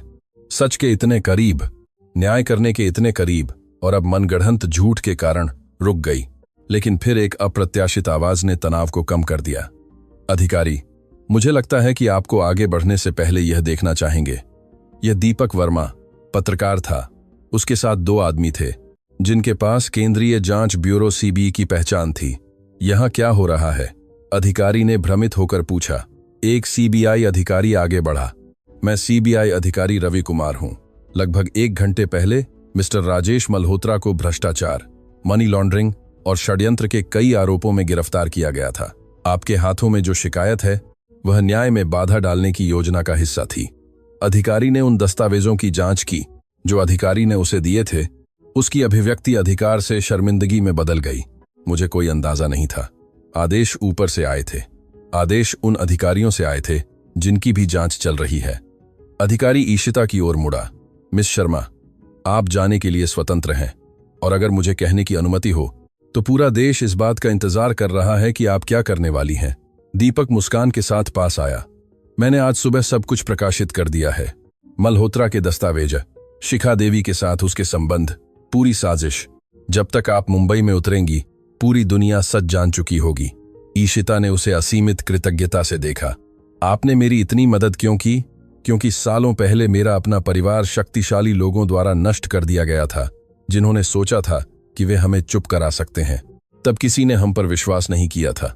लेकिन आज आपके कारण कई परिवारों को अंततः न्याय मिलेगा। मुंबई की उड़ान लंबी थी, लेकिन ईशिता को मुश्किल से ही इसका पता चला। उसने आर्यन द्वारा अपनी मां को दशकों से लिखे गए पत्रों को पढ़ते हुए घंटे बिताए। हर शब्द एक ऐसे प्यार की खिड़की था जिसे समय और दूरी नष्ट नहीं कर पाए थे। मीना के भाग जाने के सालों बाद एक पत्र में आर्यन ने लिखा था, मेरी प्यारी मीना, आज मैंने फिर से तुम्हारा सपना देखा। मैंने सपना देखा कि हमारी एक बेटी थी, तुम्हारी आंखों वाली और मेरी जिद वाली।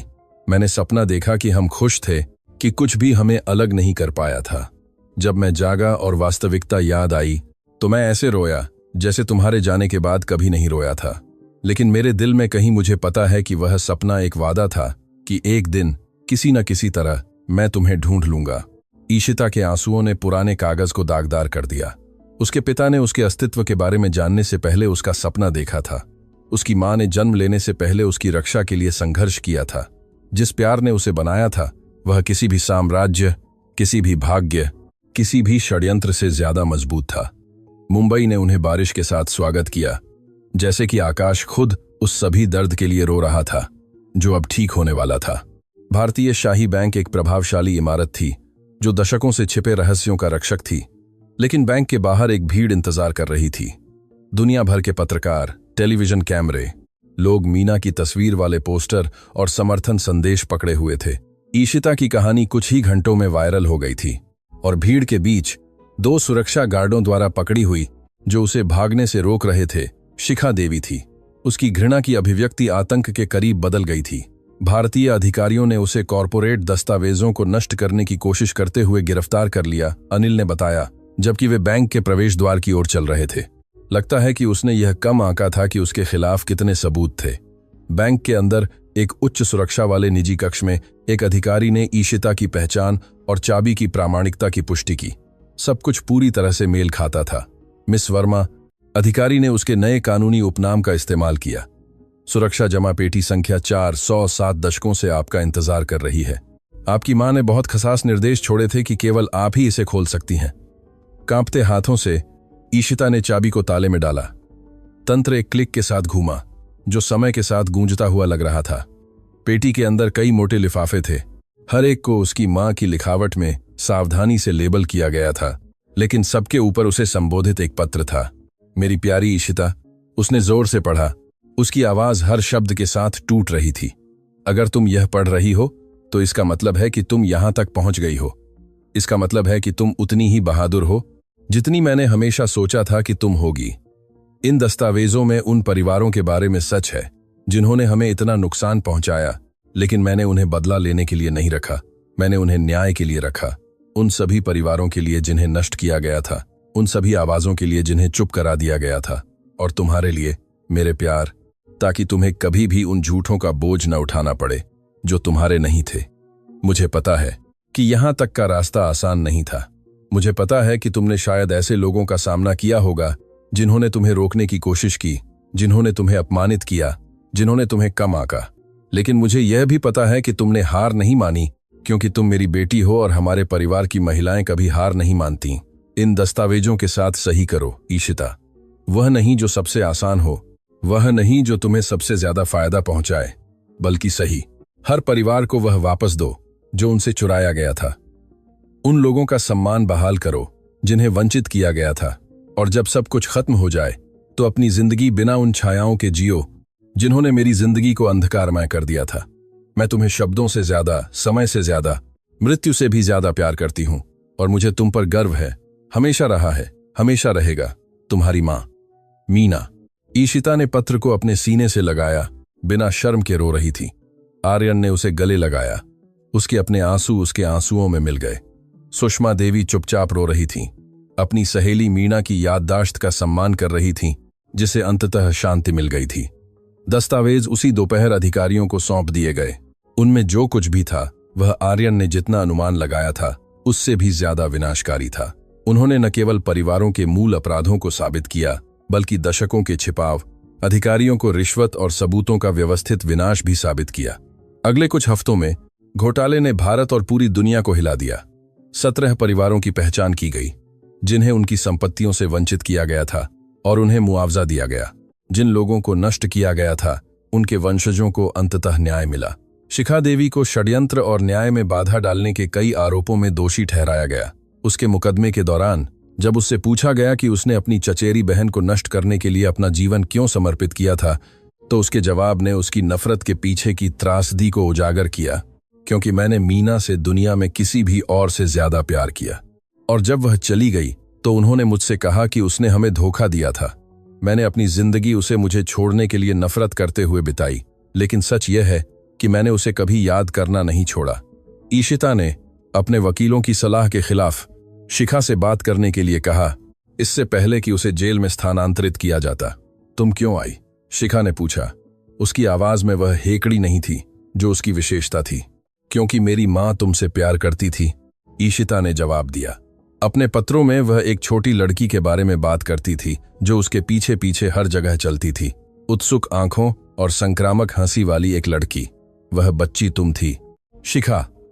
शिखा की आंखों से आंसू बह निकले, दशकों में उसके पहले सच्चे आंसू। मुझे उसकी याद आती है, उसने फुसफुसाया। मेरी जिंदगी के हर दिन मुझे उसकी याद आती है, तो उसकी याददाश्त का सम्मान बेहतर बनकर करो। वह यही चाहती। महीनों बाद ईशिता नव उद्घाटित मीना देवी फाउंडेशन के सामने एक भीड़ के सामने खड़ी थी। एक ऐसा संगठन जो उन लोगों की मदद के लिए समर्पित था जिनके अधिकारों का सत्ता प्रणालियों द्वारा उल्लंघन किया गया था। उसके बगल में आर्यन था, जिसे अब सार्वजनिक रूप से उसके पिता के रूप में मान्यता दी गई थी, सुषमा देवी, जिन्होंने फाउंडेशन के लिए एक महत्वपूर्ण राशि दान की थी, अनिल, कामिनी और प्रिया, जो उसके विस्तारित परिवार बन गए थे, और कामिनी, द्रीगल स्पाइसेस से उसकी सहकर्मी, जिसने उसका सबसे पहले बचाव किया था जब किसी और ने नहीं किया था। यहां तक कि मिस्टर गुप्ता भी मौजूद थे। उस रात की घटनाओं से बदल गए थे, जिसने सब कुछ बदल दिया था। उन्होंने द्रीगल स्पाइसेस में अपनी स्थिति से इस्तीफा दे दिया था और अब प्रवासियों को गरिमापूर्ण रोजगार ढूंढने में मदद करते हुए स्वयंसेवक के रूप में काम कर रहे थे। मेरी मां इस देश में कुछ भी नहीं लाई थी। ईशिता ने अपना भाषण शुरू किया। उसकी आवाज माइक्रोफोन द्वारा एम्पलीफाइड थी, लेकिन उसका संदेश सीधे दिल से आ रहा था, बिना किसी के जो उस पर विश्वास करता हो। लेकिन उसके पास कुछ और मूल्यवान था। उसके पास गरिमा थी, उसके पास साहस था और उसके पास प्यार था। सालों तक उसने घर साफ किए, मेजों पर सेवा दी, ऐसे काम किए जिन्हें दूसरे अपमानजनक मानते थे, लेकिन उसने कभी अपना मूल्य नहीं खोया। उसने कभी सपने देखना बंद नहीं किया और उसने कभी भी मेरे लिए लड़ना बंद नहीं किया। कुछ समय पहले एक रेस्तरां में, जहां मैं एक वेट्रेस के रूप में काम करती थी, एक बूढ़ी बंगाली महिला को सार्वजनिक रूप से अपमानित किया गया क्योंकि कोई उसे समझ नहीं पा रहा था। उस दिन मैंने वही किया जो मुझे पता था। मैंने उसकी रक्षा के लिए अपनी आवाज का इस्तेमाल किया। मुझे नहीं पता था कि वह साधारण कार्य मेरी जिंदगी को हमेशा के लिए बदल देगा, लेकिन यही वह सबक है जो मेरी मां ने मुझे सिखाया। कभी भी उस आवाज की शक्ति को कम मत आंको जो चुप रहने से इनकार करती है। कभी भी उस व्यक्ति को कम मत आंको जिसे दूसरे महत्वहीन मानते हैं, और कभी भी सही के लिए लड़ना बंद मत करो। यह फाउंडेशन मेरी मां के नाम पर है क्योंकि वह उन सभी लोगों का प्रतिनिधित्व करती है जिन्हें नजरअंदाज किया गया था, अपमानित किया गया था, वंचित किया गया था। लेकिन वह आशा का भी प्रतिनिधित्व करती है। यह आशा कि न्याय हमेशा प्रबल होता है। यह आशा कि प्यार नफरत से ज्यादा मजबूत होता है। यह आशा कि हर आवाज, चाहे वह कितनी भी छोटी क्यों न लगे, में दुनिया को बदलने की शक्ति होती है।